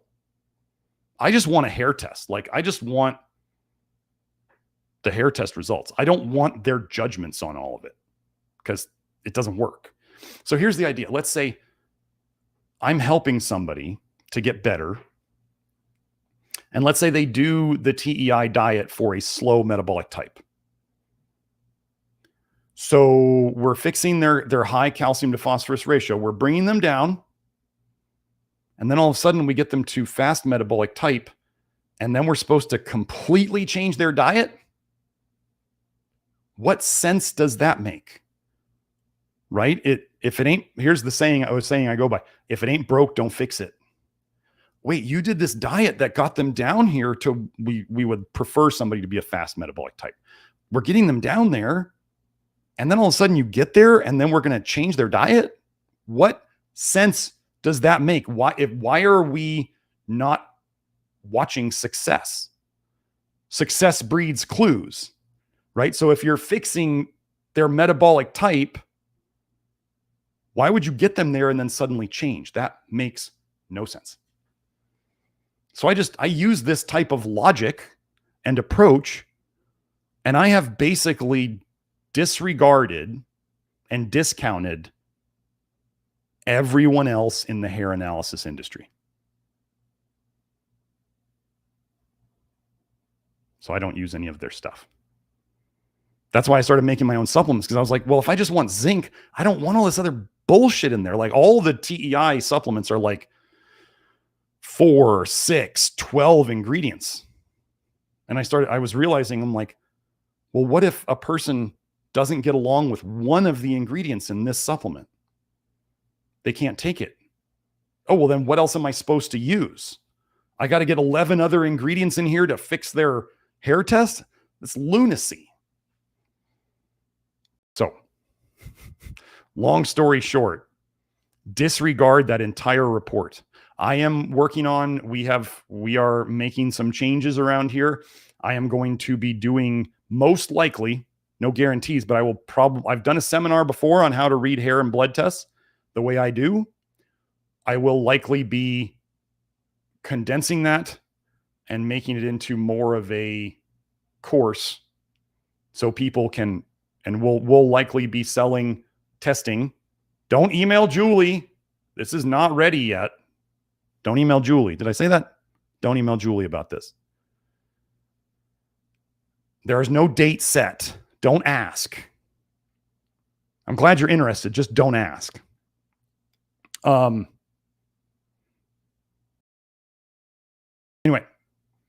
sorry, Joe sent me a message. That's in the works. So if you want to learn how to, I think we did the seminar 8 months ago. So we did it about 8 months ago. And what I included, I don't know if I'm going to do things differently the next time. But what I included was every month for a year after that, we have a group meeting once a month where people can bring hair tests and they can ask questions, and they could bring a hair test and they could present it to me and say, here were the results. Here's what I would do based on these results that I taught them. And the great news for me as a teacher is everybody who has done that, who has had the guts to be in front of other people and say, here's the test, here's what it says, here's what I would do based on these results. They have all been, basically, they would have gotten an A grade on what they said to do based on what I taught them. So it is getting through to people. So I know I'm a good teacher.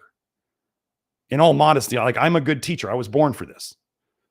So it was working in my hair analysis and blood analysis seminar. So yeah, there's not a lot of questions in the seminar anymore because people understand it. Like once in a while, Kelsey will send me a weird hair test that, she's like, this is weird. You should go over this. And I'm like, okay, cool. It's really great when I get that kind of stuff. But yeah, I reverse engineered the hair analysis test to make sure it did what I said it would do. Here's an example. Let me give you an example. In the hair analysis world, if someone has high calcium on the hair test, what do? They give vitamin A. Okay. They give vitamin A anywhere from 10,000 units a day up to 30,000 units a day. And I learned how to do that from them. And even after I had reverse engineered it, I still thought, well, you need vitamin A to hammer down high calcium. And that's what I would tell people that it does. I would say that it hammers it down. And now I think about that line of thinking and how I was thinking about it that way. And I was like, that's not what I do. That's a drug-like effect. So you would start hammering down their calcium you want to use magnesium to do that. Like magnesium is the antagonist to calcium. More magnesium if you have high calcium is what you need, regardless of where the sodium is. Okay. So what I started noticing, the pattern I started noticing was, so you hammer down their calcium until you got them slightly below optimal calcium. And then you would remove the vitamin A, and their calcium would jump back up. Not as high as it was before, but it would jump back up. And I started going, why isn't this holding? Am I treating a symptom by using vitamin A?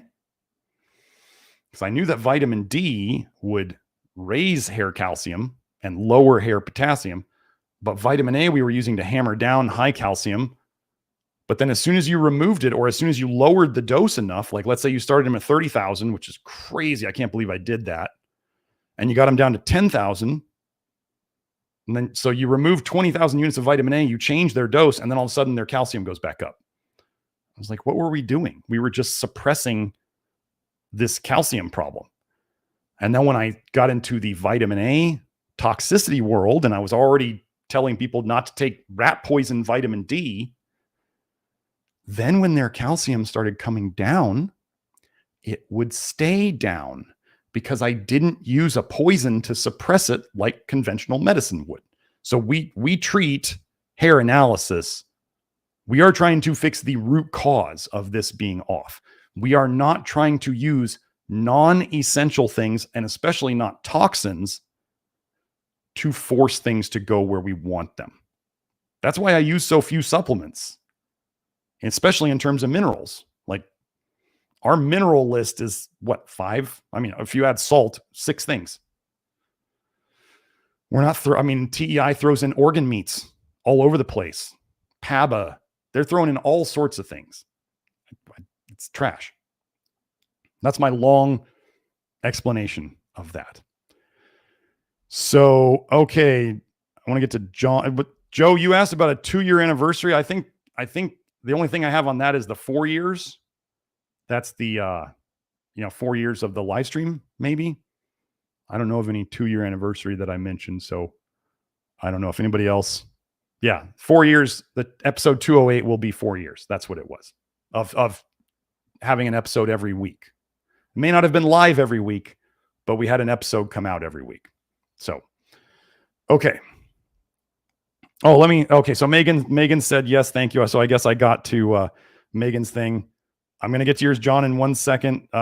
Kirill says, my eyebrows are getting thicker after applying the zinc niacin salve. That's awesome. That's awesome. So John Dickinson says, when zeolite article?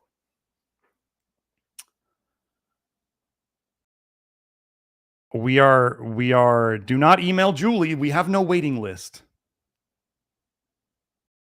Understand? Do not email Julie. We have no waiting list for the zeolite with a Y. My plan is for it to all come out this week for the Love Your Liver people. Yay. Yes, finally. So yeah, that's the plan on that. And there will be an article, and then I'm probably not going to do a big research. I'm going up to Idaho to see Kelsey this coming week. I fly up there on the 13th.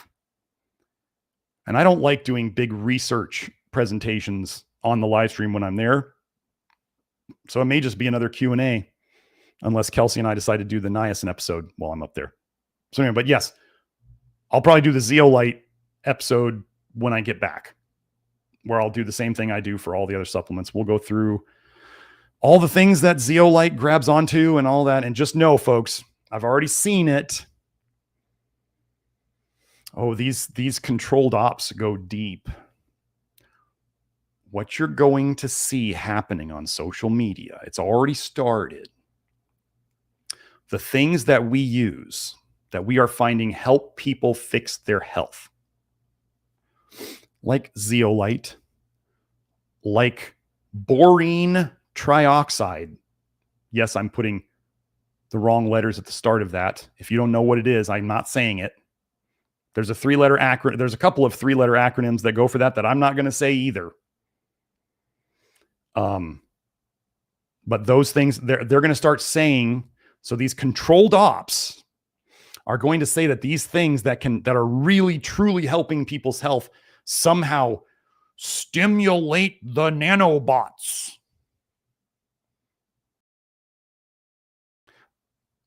They're purposely telling you not to take things that would make you healthier because of a non-existent, scary boogeyman making antennas out of it or whatever the crap is. And then what will they tell you? Ooh, tobacco, nicotine destroys nanoparticles.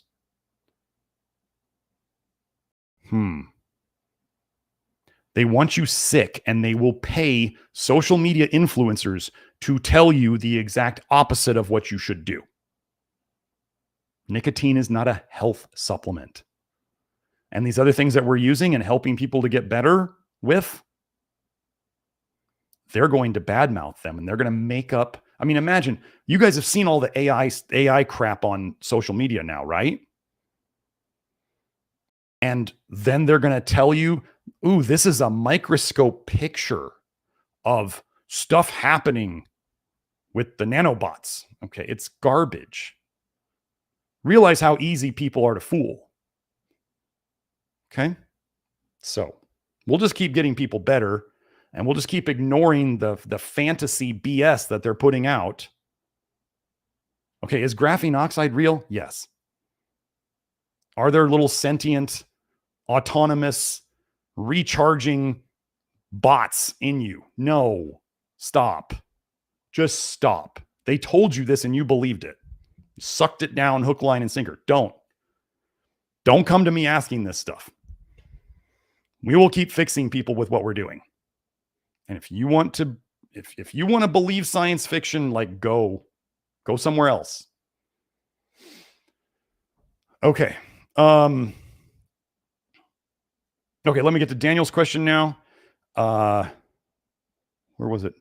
Joe, did Havar's comment disappear, or did I just miss? No, there it is. Okay. I wanted to give it the likes.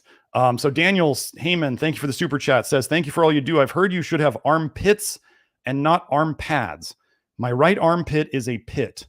Lefty is a pad, big time. Been focused on lymph drainage, big six, rebounding exercise, but no progress. Thoughts? The first thing, I mean, you're doing the right thing. I don't know, Daniel, if you've heard of lymphomyosat.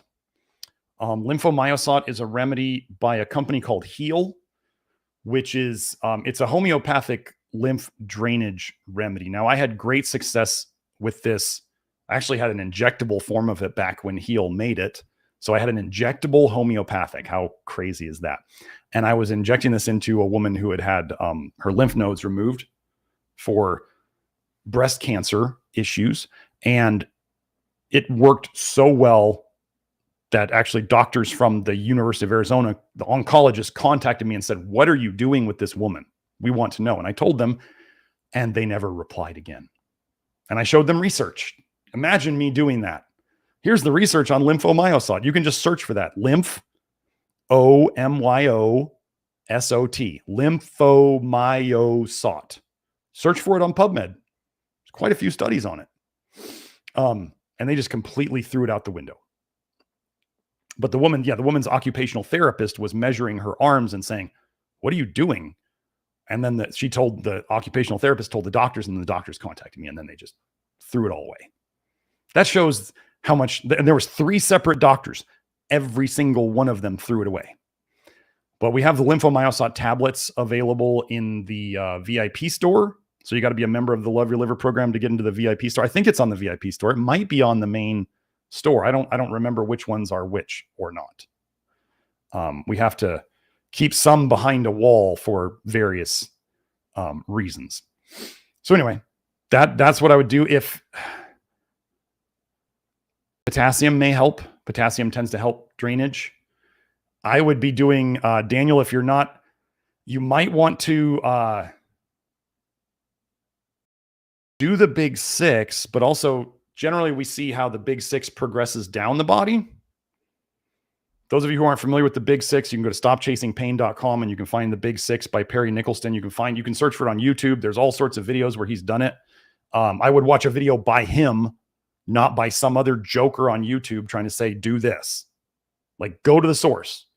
But one thing you might do, Daniel, is if you're doing the big six, like, where you start with the jaw and you move downwards, when you get, so I know you do the jaw and then the clavicles. I don't have the order memorized. I always watch the video myself, but you might want to do it to your armpit, the tapping and the rubbing. So you might want to add that as a specific spot, but do it in like the moving down order. Yeah, stopchasingpain.com. I went to one of Perry's movement seminars. It was really cool. I really liked the information in the seminar, but as a practitioner, when I walked out of there, I was like, I have no idea how to apply this to any client. The presentation was just like, here's all these cool things. And I'm like, so what's the magic diagnostic protocol? How do I decide when to use what and what not to use? And there wasn't any of that. So I was disappointed in it. Whereas like the originalstrength.net, their seminar was very much like start here and then progress through it. And you can have them do some kind of biofeedback testing to see which is the best movement for them. And then they have advanced courses to teach you how to, do this with like people with neurological conditions and their stuff like that. So I'm a big fan of Original Strength. Perry's movement seminar, like I said, was really, really cool. It just didn't teach me how to use it. But the big six is super simple.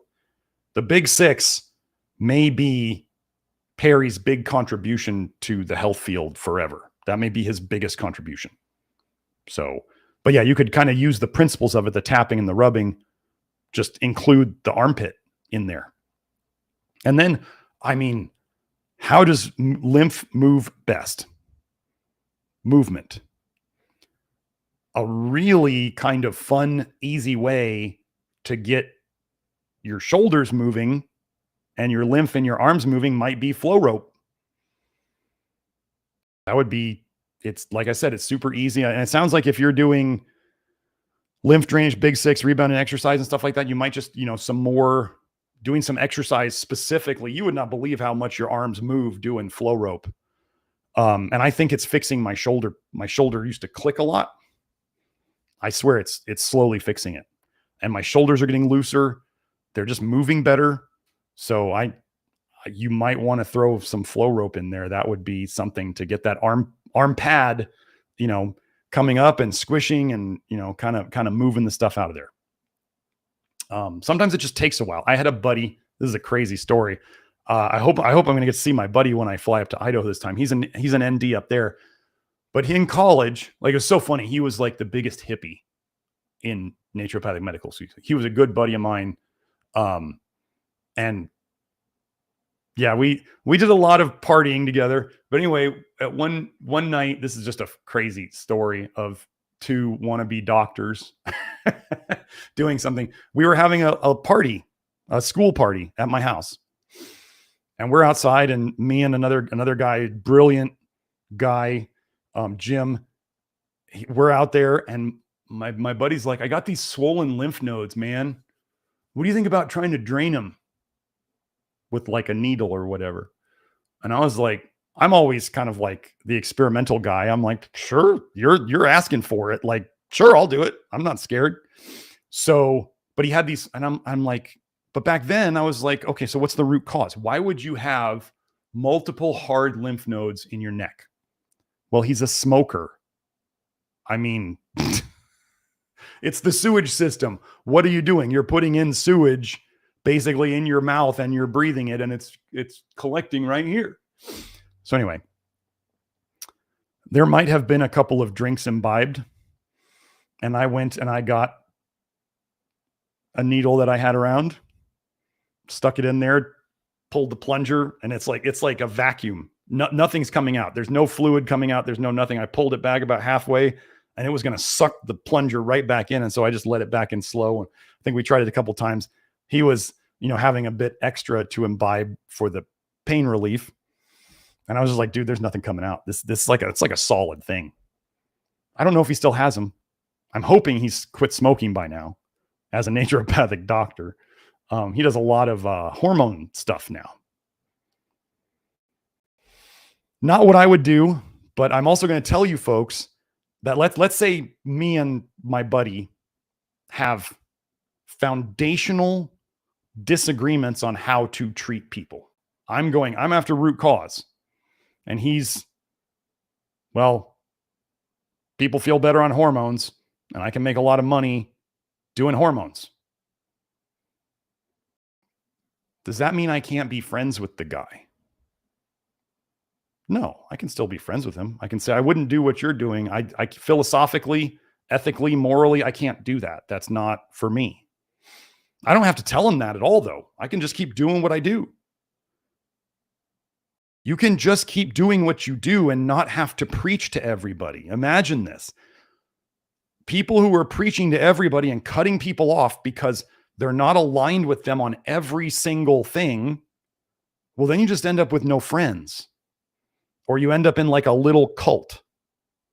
Okay?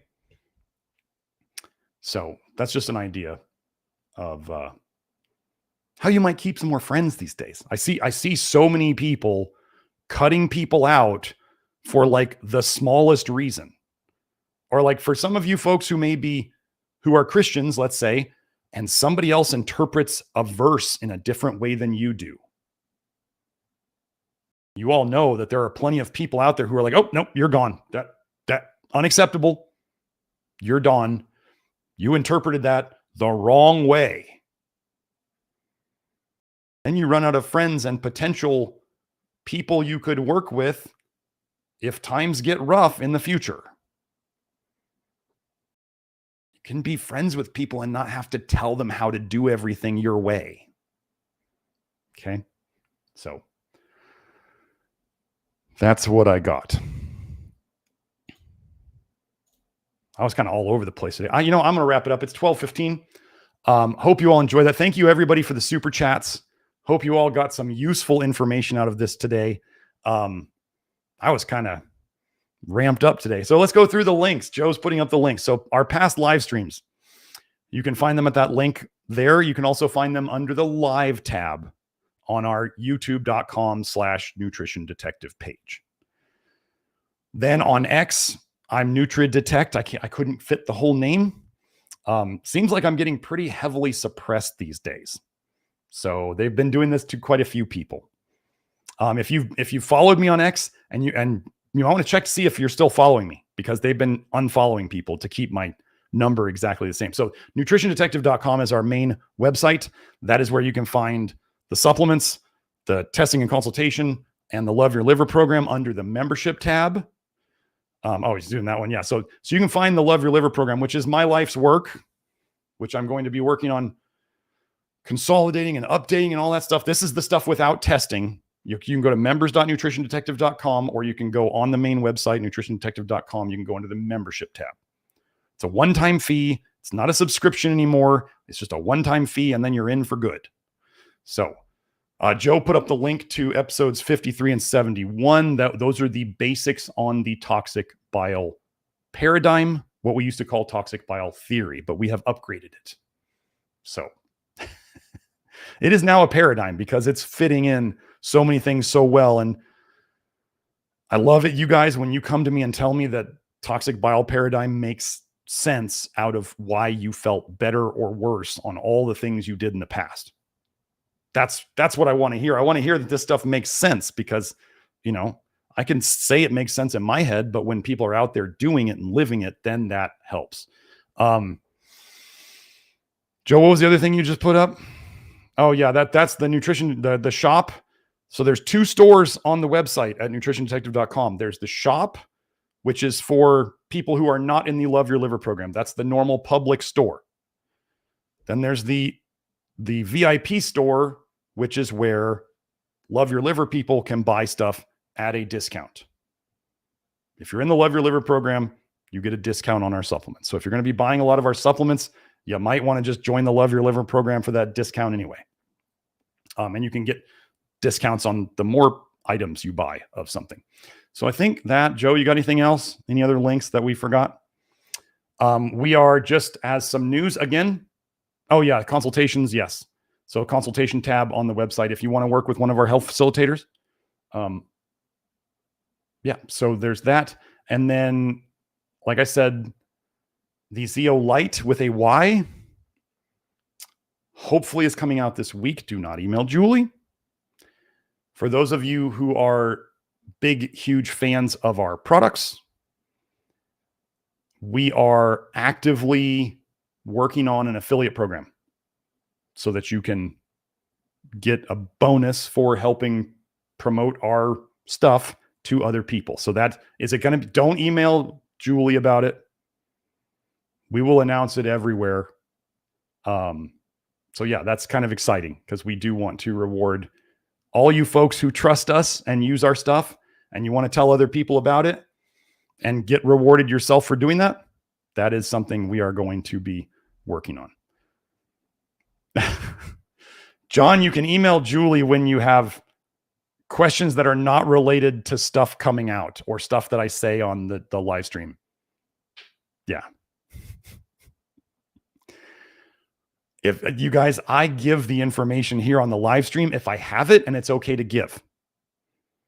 If I tell you something that's coming on the live stream and you email Julie for more information, that's what I'm saying not to do. We don't keep waiting lists. We don't have secret groups. There's not like tiers of people. Other than there's Love Your Liver members, and then there's everybody else. Whenever we come out with a new product, we also open it up in the VIP store to the Love Your Liver members before everybody else. So, yeah. That's about it.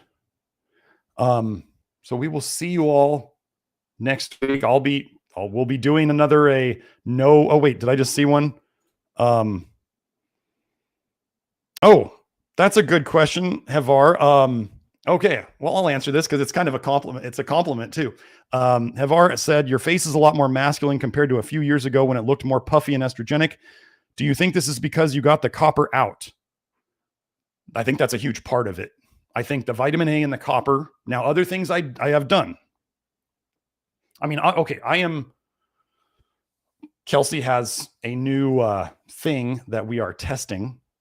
The beta testing is going very, very well. At some point, I may have, don't email Julie, I may have a testing group, like a small group of people where Kelsey comes up with a new idea or we hear about something new and people will be in there and they will get to test it. If they leak it, they will be banned forever. This would be absolutely no second chances. I do not need troubleshooting. One of the things I do not want is having to troubleshoot problems that I did not put out into the world. So when we are beta testing, critical silence on all channels other than talking to me or Kelsey. So anyway, we're working on something. So I am actually, so in terms of that, I started mewing. The only mewing app that I trust, that I recommend, I don't care about all the dorks on the internet saying this is how you do mewing and look like GigaChat. No. Mewingapp.co, I believe is it. Joe, if you could check that link. The actual app by the creators of it. Okay. John Mew. Is it Mike Mew or John Mew? I forget his first name. The dude is skinny and his jaw is like ungodly. So I started mewing. Why did I start mewing? I didn't do it. He actually says in the app, do not. So there's the nutrition stuff. Okay. So absolutely there's nutrition. I got my magnesium straight. Obviously that plays a role in testosterone. I need tons of potassium. I've noticed this over the years. So for those of you, some of you will know there's that guy on Instagram, the guy who died from, he's a bodybuilder. He's super jacked. He was super lean. He's not around anymore. He did get poked, but he was also on tons of steroids. The guy had they call it the alien muscles, where he would like squeeze his chest and it would fasciculate. You know what I'm talking about, you guys, where you see some of these guys, tense their muscles real hard, and then you can see like the muscle fibers kind of shaking. Some people say that is an electrolyte issue. I have a little bit of that. And I started to wonder if that's like a really big potassium need indicator. Anyway, so I got my potassium fixed. I've been taking basically okay, so let me tell you, I do testing on myself regularly. I've been testing myself for years. I have found that for me, as a nearly 200-pound male, 2 keystone minerals a day keeps my zinc and my selenium and my molybdenum good. That's what I need. So I've been doing those for a long time. And do those work on the copper? Yes. Do they work on the vitamin A? Yes. And we've had other people notice my jaw shape changing. So the mewing. Why did I do the mewing? Well, for those of you who think that like the hostage tape, you know, where people are the mouth taping and all that stuff, stop doing that. Stop paying for tape. Learn how to mew. It does the same problem. It's free and you don't need to put tape over your mouth. Like how you set up your tongue before you go to sleep is really, really important. So the mewing is known to change jaw shape. I did also, I need to get some more. I did some of the mastic gum, you know, the really tough gum. I forget which brand I used, but I think I went through about five bags of it. I think a bag is like 60 pieces. So that's like 300 days. So I was doing about 300 days worth of chewing that gum. And me being the kind of guy I am, I'm naturally an overdoer. A lot of people here are overdoers. Like Kelsey was trying some new things, and Kelsey's an overdoer. Like not a sledgehammer type, but there's some of us who, when we do well with something, we do better with more of it. Okay. So this is a very different thing. Sledgehammers, the sledgehammer types I talk about, they don't feel anything. Like you give them a cup of this powder versus none of it, and they're like, I don't feel any different. I take everything. I take drugs. I take, you know, I'm talking meds. They take meds. They do whatever. And they're like, I don't feel anything. And I'm like, that sucks. That's terrible. Those people need testing the most. If you're a sledgehammer type and you don't feel anything, but let's say you feel sick, you're not well. Okay. You feel that, but you don't feel well. Well, you do feel something because you feel like crap. The question is then, how do we know if we're giving you the right amount of stuff if you get no feedback from your body? Well, 2 things we're going to do. 1 is testing. 2 is you need to try listening to your body. You have to, you can't get better at anything until you at least start trying. So you got to put some effort into thinking, do I feel better from that? I don't know. Did I have a little more energy that day? Was my mood a little better? Oh, I felt worse that day. What did I do? Look at, because most people will notice when they feel worse. You may not notice when you feel better, but at least you can start paying attention to when you feel worse. Okay. But like on the note of overdoing with that gum, I remember the gum said, chew for like 15 minutes a day. I'm not saying to do this. I used to have, so the mewing helped fix my TMJ problems. I used to have TMJ problems. The mewing, which is really just the tongue on your mouth, on the roof of your mouth in the right spot, and then creating like a vacuum there so it stays. And whenever you're not talking, like I'm doing right here, whenever you're not talking, your tongue needs to go to that spot. And then the key thing, I'm going to tell you this about mewing that people don't talk about. Some people in mewing, like the Dr. Mew, says you should have your teeth lightly together. Like they should be touching just lightly. I did that. I totally aggravated my TMJ for like months.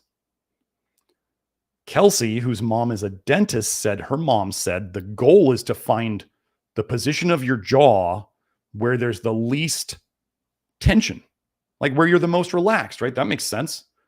So obviously, when I was doing my teeth together in the mewing, that was not my lowest tension place. Like I got like a permanent cramp in one of my masseters. So in the mewing thing, like in the mewing world, Dr. Mew talks about, he's like, well, we say to keep your teeth together. And this other group that does kind of a similar thing says, have your teeth just barely apart. And I was like, every time I've done mewing and I've had my teeth together, I flare up this TMJ. So screw that. I'm not doing it again, right? Doc, it hurts when I do this. Well, then don't do that. And then I thought, well, let me just try this idea from Kelsey of the least tension spot and have this other idea from another kind of mewing-ish group of your teeth just slightly apart. And I started doing that and never had a problem since. You don't have to fit exactly into everybody's boxes. So, but at the gum, back to the gum, I was chewing the gum some days for 2.5, 3 hours. Like I'm not that gum it has a little bit of flavor in it. It loses its flavor in like 5 minutes.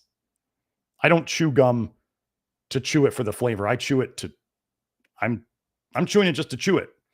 And I never flared up my TMJ again after that. But if you have TMJ, first of all, let me give you the things that will help your TMJ the most. Stop drinking coffee. Stop taking caffeine. It's liquid stress. You will sleep worse and have more TMJ the more caffeine you take. And some of you know this. I actually a guy sent me some, like back when I was messing around with caffeine, he sent me some coffee extract and I had some caffeine pills. And I thought, okay, I'll just do one of each. Like I was already drinking like at least 200 milligrams of caffeine a day. I was like, this shouldn't be more than that. I had like some of you who have done recreational drugs in the past, like especially psychedelics, there's often a clenching of the jaw. Like I totally had that from just 2 little pills. It was 100 milligrams of caffeine plus this coffee extract. I was like, I'm never doing that again. But then you start to see when people get stressed, they clench their jaw. Caffeine or coffee is liquid stress. You want less TMJ, stop drinking caffeine. You'll sleep better and you'll have less TMJ. Next, what helps muscles to relax? Magnesium. Get your magnesium. Get your magnesium. It helps. You need magnesium to help muscles relax. What is TMJ? It's just too much tension in there. And then it's imbalanced. Then I would just switch the gum sides. So I'm not always doing one side. I would definitely favor one side. I forget which one it was, but then I'd always try to remember and put it over on the other side. And sometimes I'd chew it with my front teeth. I'd like flip it over in my front teeth and kind of spread out the gum and bite it again. Yeah. And then I just keep lifting and strength training. So, but yeah, people have said my face has changed shape. And I absolutely believe that bones can change shape. Mewing has shown that bones can change shape. Absolutely. I do actually think, on the note of bones changing, like I have a big noggin. I know this. My dad had a big noggin. My brother's not quite as big, but there's a theory, and you can look up the paper if you want, big head, bald head. If you go on PubMed and you search big head, bald head, this is a kind of a unifying theory of male pattern hair loss, that when the skull grows too much, it stretches out your scalp. Your scalp doesn't like to be stretched out, so it starts forming scar tissue and fibrosis tissue. And this is what chokes off the nerves and the blood supply that feed the hair follicles. And this is why male pattern balding starts up here, because that's where the blood flow is the worst. And that's where the scarring or fibrosis causes the problems the quickest. Okay. I'm going to explain this again about what vitamin A does. One of the most classic symptoms of vitamin toxicity in, let's say, especially babies, but it also happens in adults, is called idiopathic intracranial hypertension. Idiopathic, they don't know the cause. Intracranial, inside your skull. Hypertension, high pressure, excessive pressure. So imagine, I chew gum and I put my tongue in the right spot and my jaw starts changing shape. Like arm wrestlers will have a bigger bony arm on the side they arm wrestle with the most. Like your bones adapt for better or worse. Imagine you have too much pressure all day long, every day inside your skull. Let's say it's not enough to give you a headache, but it's enough to push your skull out. The problem, so can we fix the vitamin A toxicity that is the root cause of the skull growth? And if you start looking, if you look, like small-headed guys don't bald. Big-headed guys do bald, especially where their head is the biggest. Do I have a big head? Yeah, I've been poisoning myself with vitamin A, like Flintstones vitamins. That was probably the start, and lots of dairy as a kid. That was the beginning. Okay.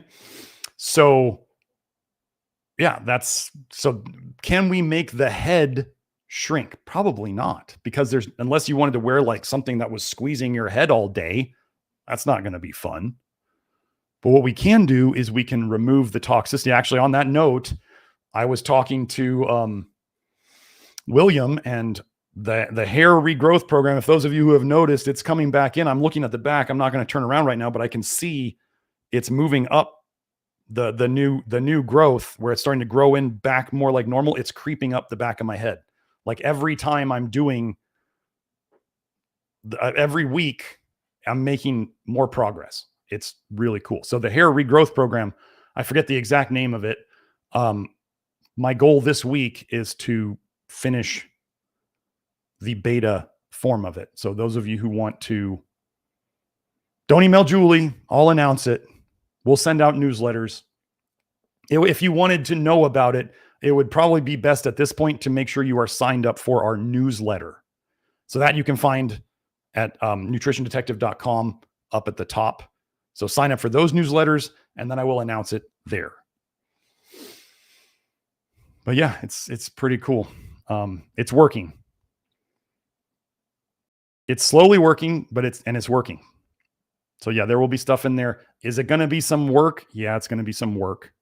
If you want no work, you can go take the pharma drugs that don't work very well and may deactivate your manhood. That's what the no work gets you. There is a price to pay for everything. Nothing is free. I saw somebody on Twitter the other day trying to say that semaglutide had no costs. Like, there was nothing wrong with semaglutide. I can't believe that people aren't doing it, that they think that there has to be, like, there's nothing for free. Semaglutide is like for free. And I'm like, this dude must be a pharma shill, because there's absolutely problems. I watched a woman I dated vomit every day for weeks after she started semaglutide injections again. And she just was vomiting. And then I actually know somebody closer than that who went to the hospital. They were vomiting like 6 or 7 times a day after they tried semaglutide. One time, one injection, hospitalized, and they were vomiting for weeks, multiple times a day. Oh, there's nothing for free. Yeah, it's Gila monster venom poison derived compounds. It slows down I have a whole semaglutide episode. You should go watch it. They're going to ruin people. And then the pills, because everybody wants a pill. They don't want to inject. The pills actually contain something in them to induce leaky gut. I show the research where they say these semaglutide is too big a protein to get through your gut. So they have to put something in the pill to induce leaky gut so that it can go into your bloodstream. And only 1% of it gets into your bloodstream, even when they're making you have leaky gut to do it. Yeah, there's no cost. No cost. It's going to be a disaster, is what it's going to be. So anyway, back to the thing. Yeah, I do look different. And it's probably a combination of all the things that I've been doing. But yeah, so this is what I talk about. Like, right, we're going to do the systemic stuff, the nutrition stuff, and we're going to do the physical stuff. So if I wanted to have a better jaw, you kind of got to do stuff that's going to make you have a better jaw. It's kind of like you want to rebuild bone. You got osteoporosis. Well, you can do all the nutritional stuff in the world and it can help. But if you're already kind of like, I'm just going to do the stereotype here. If you're already a frail, lightweight, little old lady,